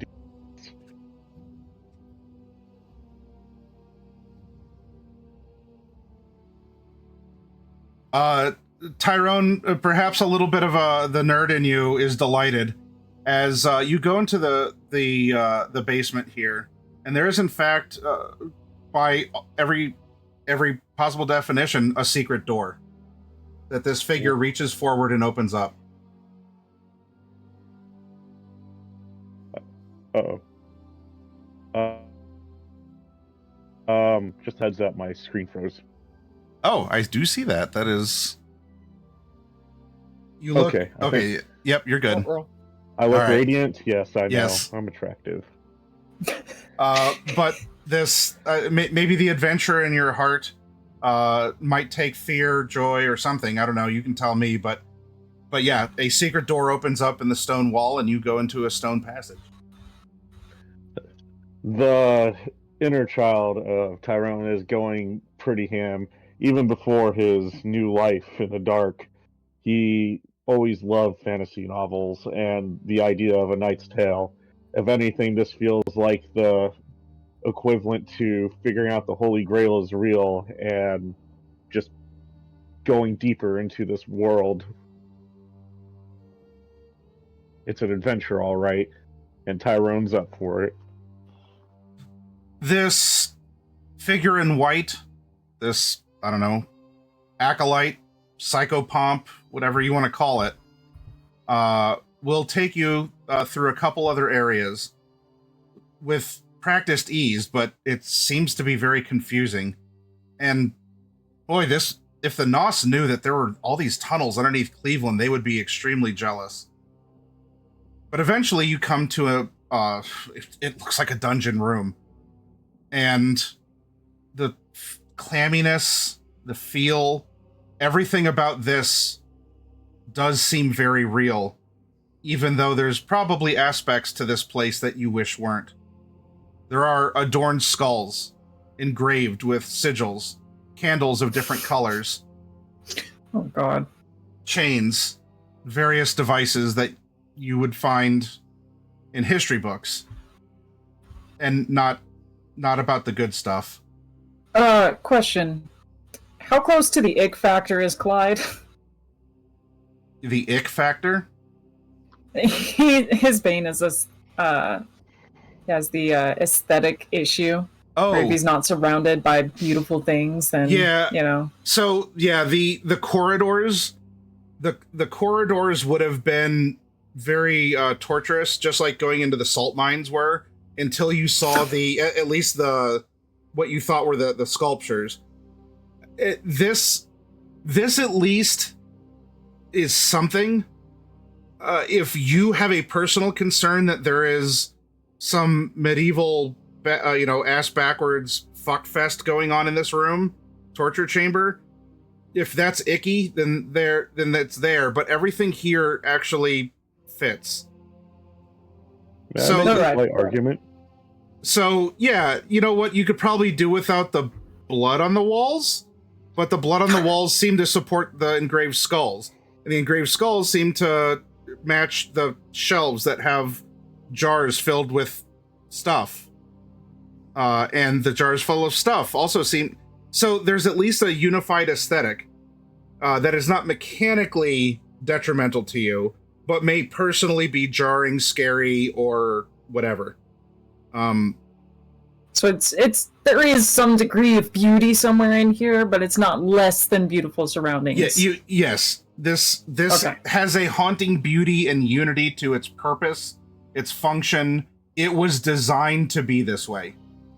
If there is one thing that actually is jarring, it's that despite this medieval torture chamber aesthetic, one entire wall is perfectly clean, is a perfectly clean, smooth mirror. Oh, that's fine. That's fine. Clyde can just look at himself. And Ivy. He's got Ivy in his There arms. we He's looking go. at her. And he's looking at himself in the mirror. He's like, everything's just, fine here. just to be sure, all four of you see yourselves in the mirror, right? Yeah. Okay.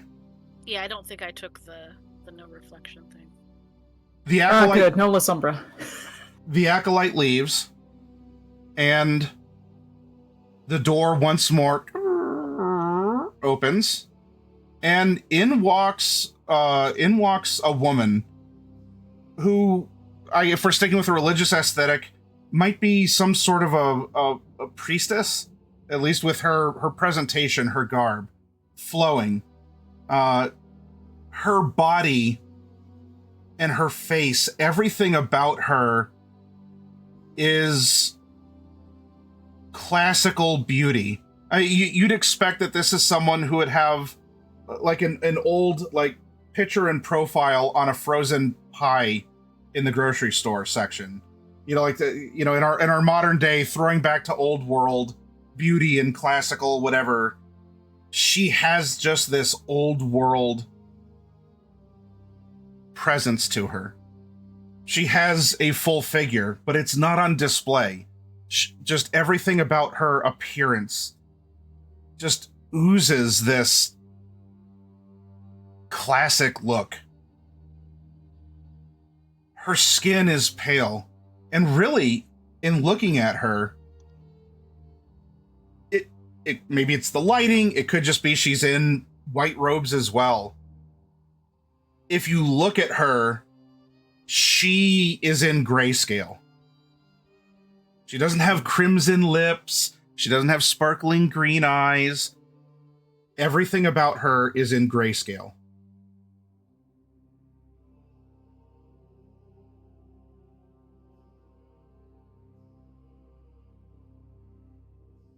Resisting the urge to comment. What's there to comment? I mean, she's just... This is Clyde we're talking about. It's really hard for him not to have a comment. Well, is he just gonna look at her and just like, I don't know, sexually harass her or something? No. Okay, good. I was about to say, like, please no. He would offer a polite compliment, followed by some other stupid ass statement. You look like you know how to bake a pie. My name's Clyde. Thank He's you resisting the urges. for coming. She speaks directly. A hint, she's trying not to, but a hint of some European accent is in her voice. Not like the accent of the other visitor. She comes to each of you, and she gives a slight bow. I will do a slight bow in return, though it's kind of messy because I'm definitely carrying weight in my arms at the same time. I am Regent Odenbach,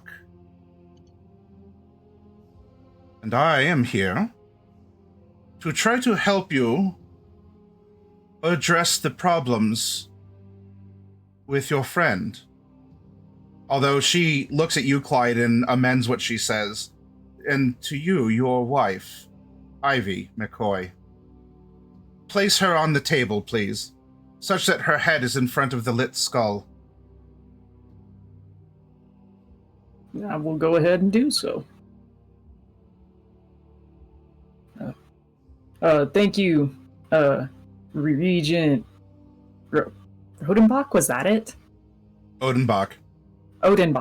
Odenbach. Now, I will be preparing some things that I will need for this. I expect you to move, act, or speak when spoken to. What I'm going to do is very dangerous. And I will also be requiring your participation. As such, methods to be able to replenish yourselves for what will take place are provided. And sternly she snaps her fingers. In walks the acolyte in white. And behind this figure are 6 maybe random people, men and women, different shapes and sizes. None of them wearing clothes. And they're lined up against one of the walls. The acolyte gives a small bow and leaves the laboratory. The people are standing there and are non-responsive. They are not ashamed of their nakedness, we'll say. Uncouth.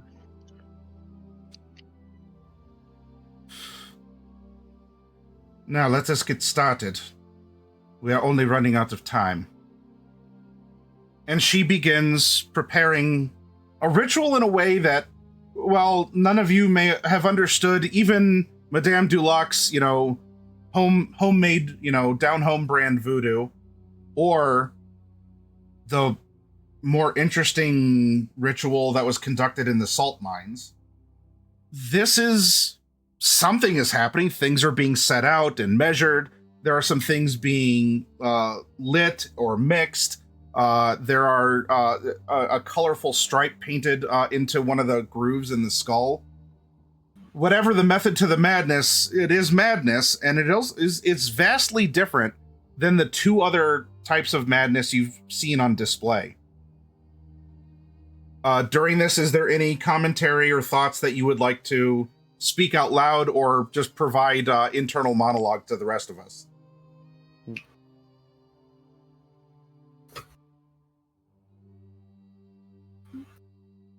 Well, if no one else is going to take the floor, Clyde's internal thoughts is definitely desperately trying to keep his comments to himself. This is not the kind of kink party he ever has been invited to before. Yes. Not his flavor of orgy, if you will. More so than that,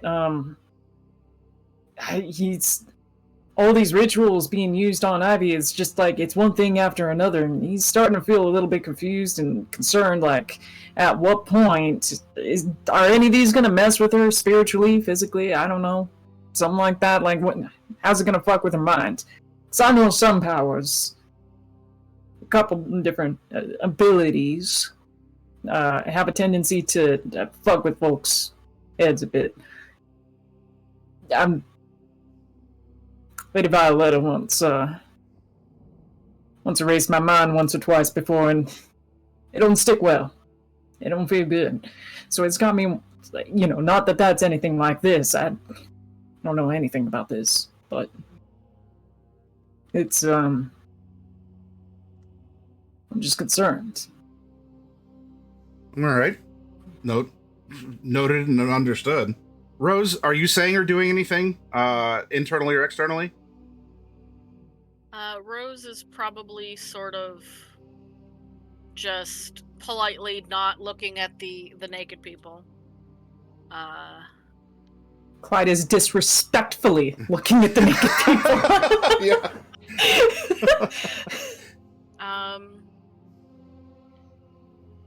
Yeah, she's just thinking about the fact that, like, oh, something's gonna happen where we're gonna need replenishment. Okay, this is gonna be interesting. And then, as usual, just sort of, you know, her general unending sense of paranoia, you know, mild as it is always sort of like has her, you know, clocking everything going on around her and just loose and ready to move as needed. Okay. Tyrone? Well, before coming on down here, Tyrone found it just weird in general that such horrid machinations could be hiding behind the image of righteousness.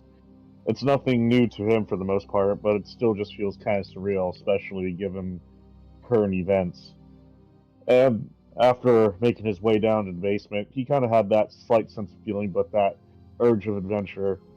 But now he can't help but just think of how uncouth everyone is for being naked. It's just like, do we really got to be naked here for this ritual to work? Can't work with some robes on some of these people.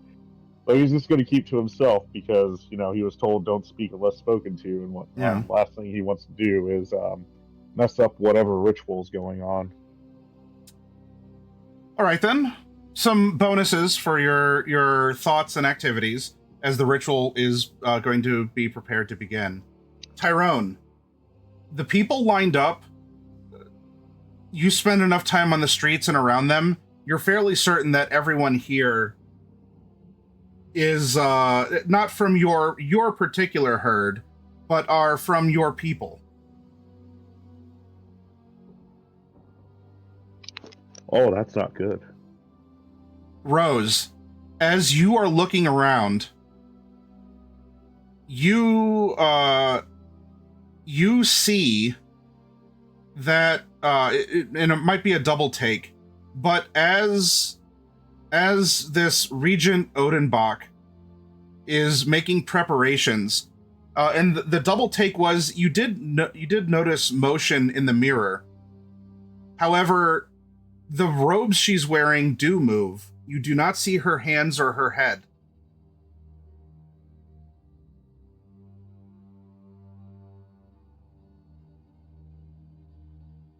And you are more than certain that mirror isn't a one-way mirror. The faintest hint of some kind of something behind that glass.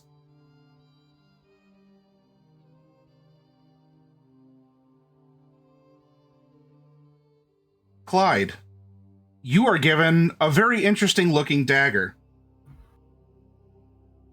And you are told, in order to start the ritual, you must first extract the splinter in your wife's heart. If anyone is to do it, it should be you. Now, please.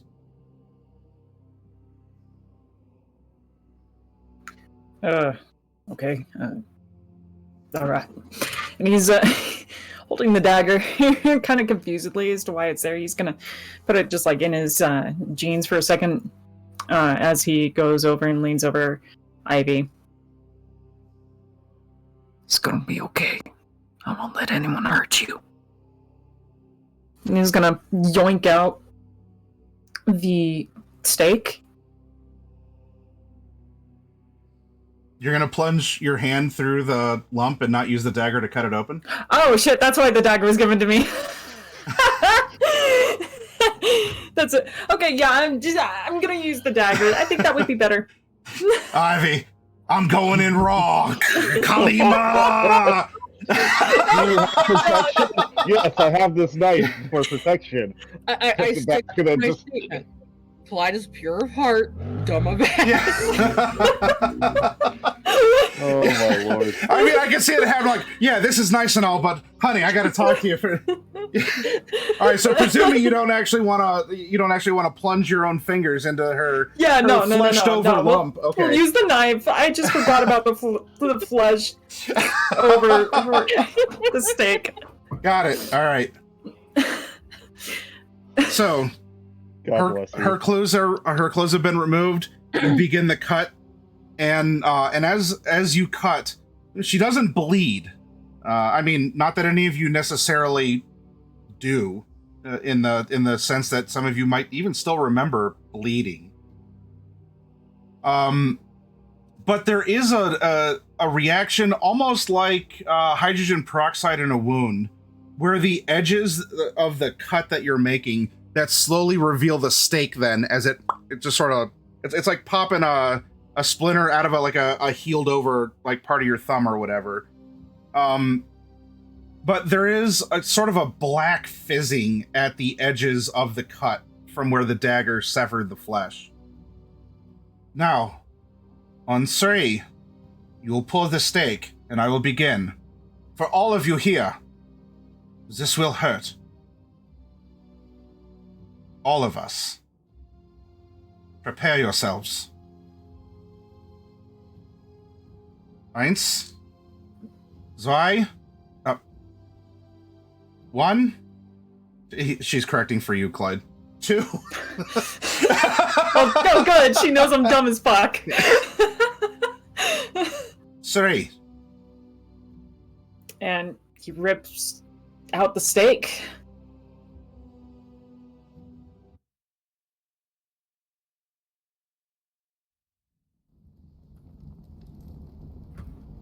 At that, the light and shadow in the laboratory begin to war with each other.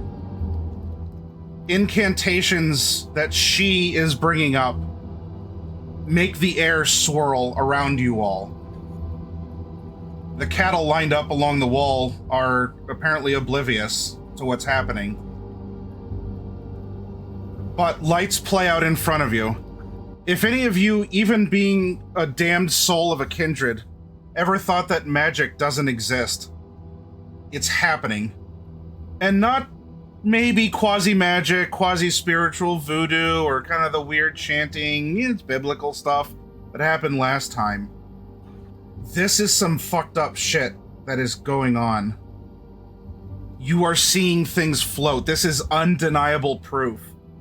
If there was ever a shred of a hope that you would return to any kind of normal life, that dagger didn't just expose the stake in Ivy.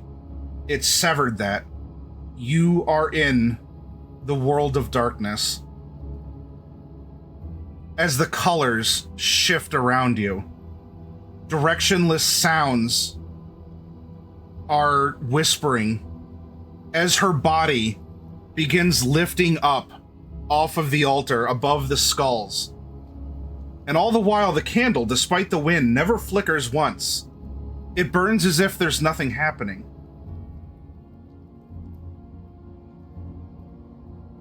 Blood begins to, at first, or your skin, I should say, looks like it begins bruising. Then you see almost a red mist starting to flow from each of you. A little into Regent Odenbach, and still more up into Ivy, who lay naked in the air above the altar. And through this, the chanting, through the sounds, through the wind, and you also feel your hunger starting to worsen, and those whispers of the beast inside you are sounding like that same chorus of normal dogs, as something seems to be stirring them as well. And the blood, and perhaps to an extent, Clyde, this is a throwback to trauma or just the experience you had of being a filter, but through your wife and that hole in her heart that you made, well, that you opened anyway, a shape of her, of dark blood, begins forming even above her, like a three-dimensional silhouette.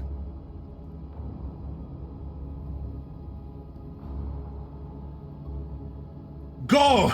Drink! Replenish now! We're almost at the conclusion! She shouts to you.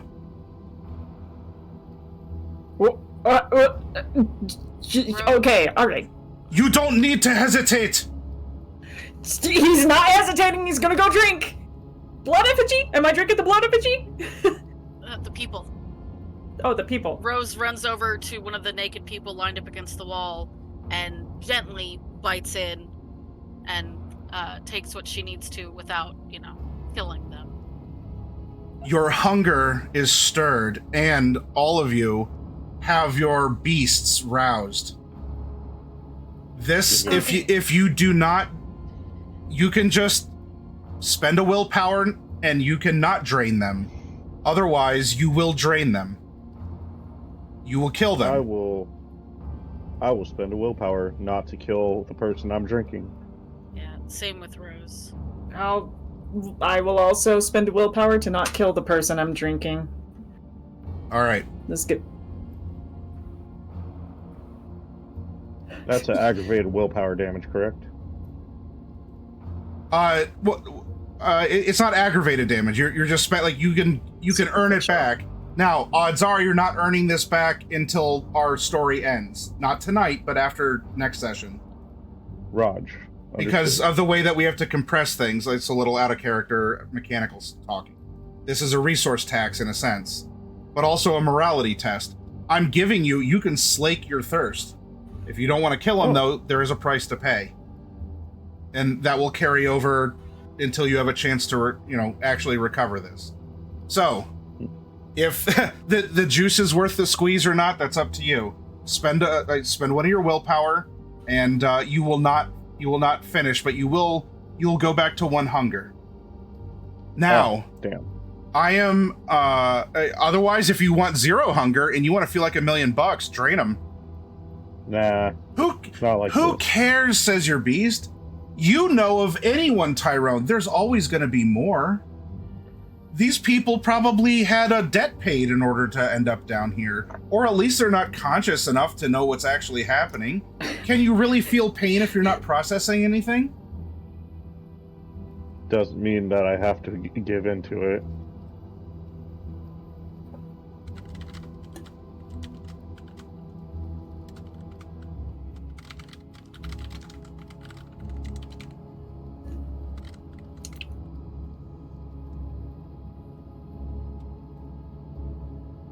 All right, you drink, and as this happens, through I presume none of you speak German, though the regent has been speaking German. You return back to where you were asked to stand originally. Reveal to us now. What is it that we're seeing? Who are you? And what are you? She speaks.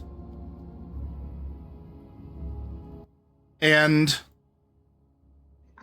I don't know, as maybe a haunting tone. I'll let Ivy choose that. But Ivy, naked, suspended in the air, with this weird 3-dimensional shadow made of blood from you all and herself, hovers over like they're facing each other. She begins to speak, and it's her voice, though you see from your different angles and the weird shifting lights in the room that the mouth on this dark Ivy or whatever moves. It's not producing sound, but Ivy, as you have been bade to speak, what do you say? I assume you want me to speak what you just sent me. Yeah, please. Uh-huh. Yeah, sorry, I had a few things going on back here that's distracted me. The fog creeps over the ground, cold and gray. The moon hides behind the clouds, shy.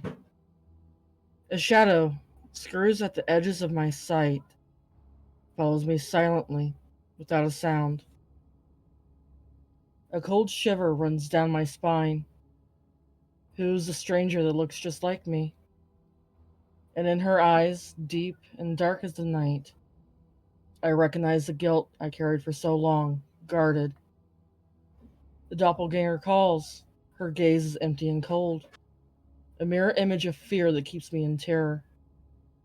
She whispers my name with an icy voice near. Do you remember the day when you, yes, are harbinger of death that wants to take me? I run fast, but she always stays close, her breath icy like winter. Ha! In every window I see her face, distorted and evil, full of cruelty and light.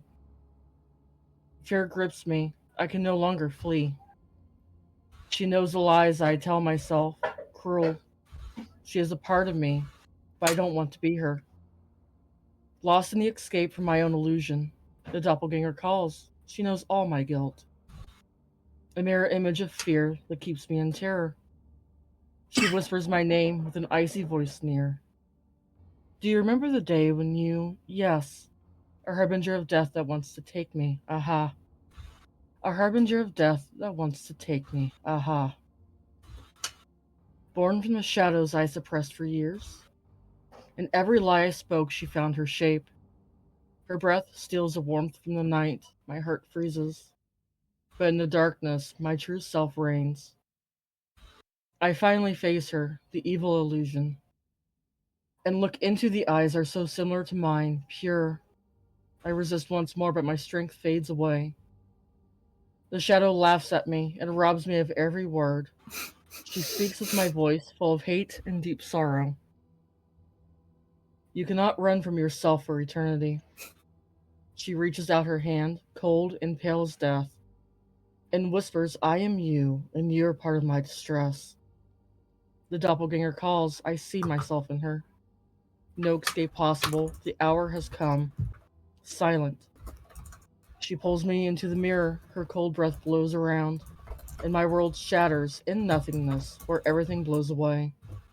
And her cold hand reaches for you so softly. The doppelganger lives in each of us, awakened. You see her in the mirror when the night awakens. The words that Ivy spoke so hauntingly to you and also to herself, but back to herself without a voice. As this happens, the images that she described will play out, glimmers, moments of her in these scenes and scenarios. This dark other, perhaps some of her memories as well. Maybe you are familiar with some of the people in them, Clyde or Rose, or maybe not so much Tyrone. There might be moments where you do see Cheryl. There might be moments where you see her father, her sire. Others that moments of shame, of sadness, maybe even of that of happiness. And in this crescendo, everything then stops. The wind ceases to blow. The lights go out. And Clyde, you are skilled enough that once gravity finds your wife again, you can very quickly run forward and catch her before she lands on the altar. The only thing that actually moves now is the candle as it flickers and then goes out. It is dark and silent for a moment. And then light is brought once more at the behest of the regent.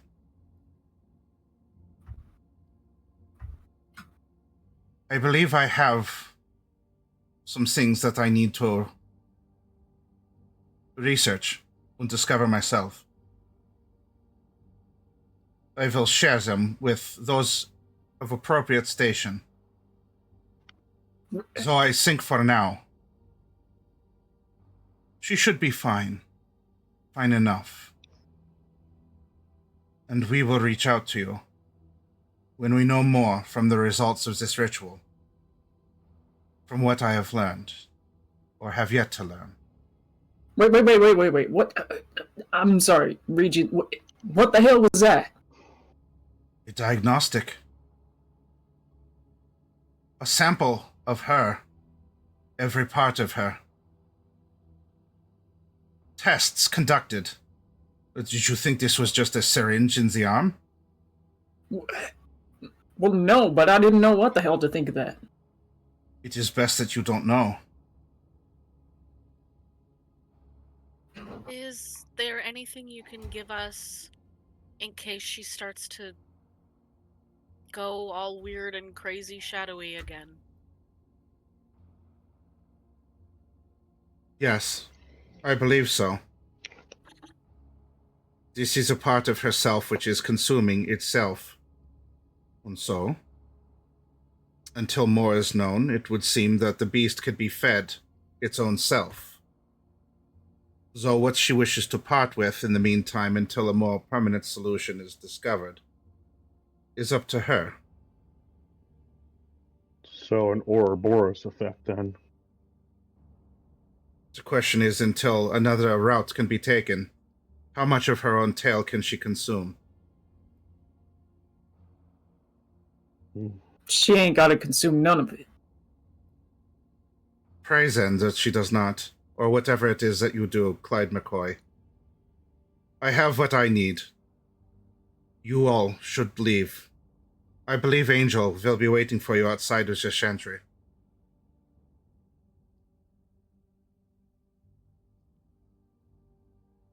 The exit is through that door. There's only one. Thank you, Regent. My deepest gratitude. This is not going to be an overnight process for any of us. Exercise patience. But also, and she walks up to you specifically, Clyde. Ivy, you are conscious for this. Understand that there may be things that are beyond our controls to be able to deal with without a more permanent finality.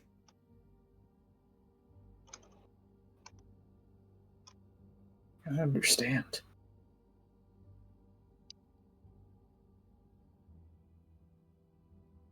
So you may not like whatever news you hear. Understand that you and the rest of you have far, far been from alone in this process.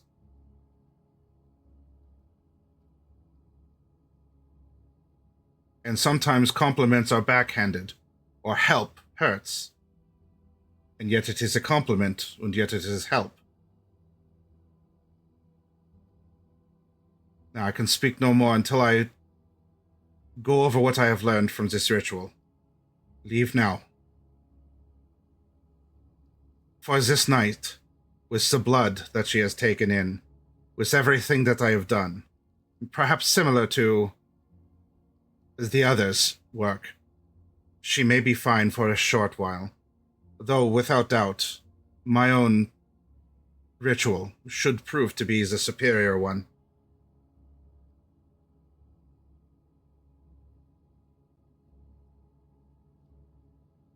She motions the reflection, and maybe by this point, if I don't know if Rose told the others, but at this point, with a big gesture, you would see that you do not see her hand in the mirror. You don't see her head. Her robes are there, but everything about her gray white skin, her gray hair, everything that gives her this classic beauty, this like Edwardian beauty. She gestures, though there's no one in the mirror. Go now. You will hear from us. All right. And he looks over to Ivy and just pets her ahead. You all right? Yeah, I guess. Just. I would love to get my clothes back on. Yeah. I'm good jealous of the back at home. We might have to move. As you change and exit... Oh, go ahead. I heard the commotion. What the hell did you do? I broke your broom. I am sorry. We also broke the neighbor's dog, but that's beside the point. The door from these catacombs, you exit the old stone church, and you are on the stoop beside begging Jesus. And after just a moment, a plain white van, no labels on it, pulls up, but you do recognize the driver.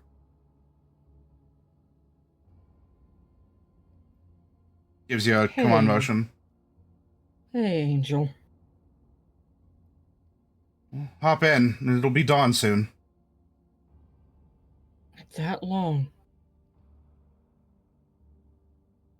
I had a mobile game I could play. It's alright. Don't worry about me. Was it... No. No. Never mind.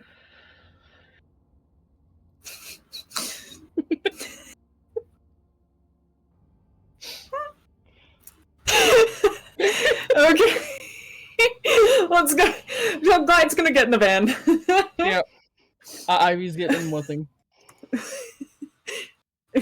Good safety. Good job. Can't do that on here. Angel drives you back to your haven, and it's here that we'll get up and we will take a break. As he was quiet for the ride, reserved, but you are back home, Ivy. You do feel normal in that when your husband talks, it doesn't taste like purple. Or the answer to questions is blue because ice cream has no bones. And maybe the small blessings of seeing normally, hearing normally, or whatever, you're welcome to relish in that. But for all of you out there, we're going to get up and take a at least 5, maybe 10-minute break, and then we're going to see what happens next. So hold on tight.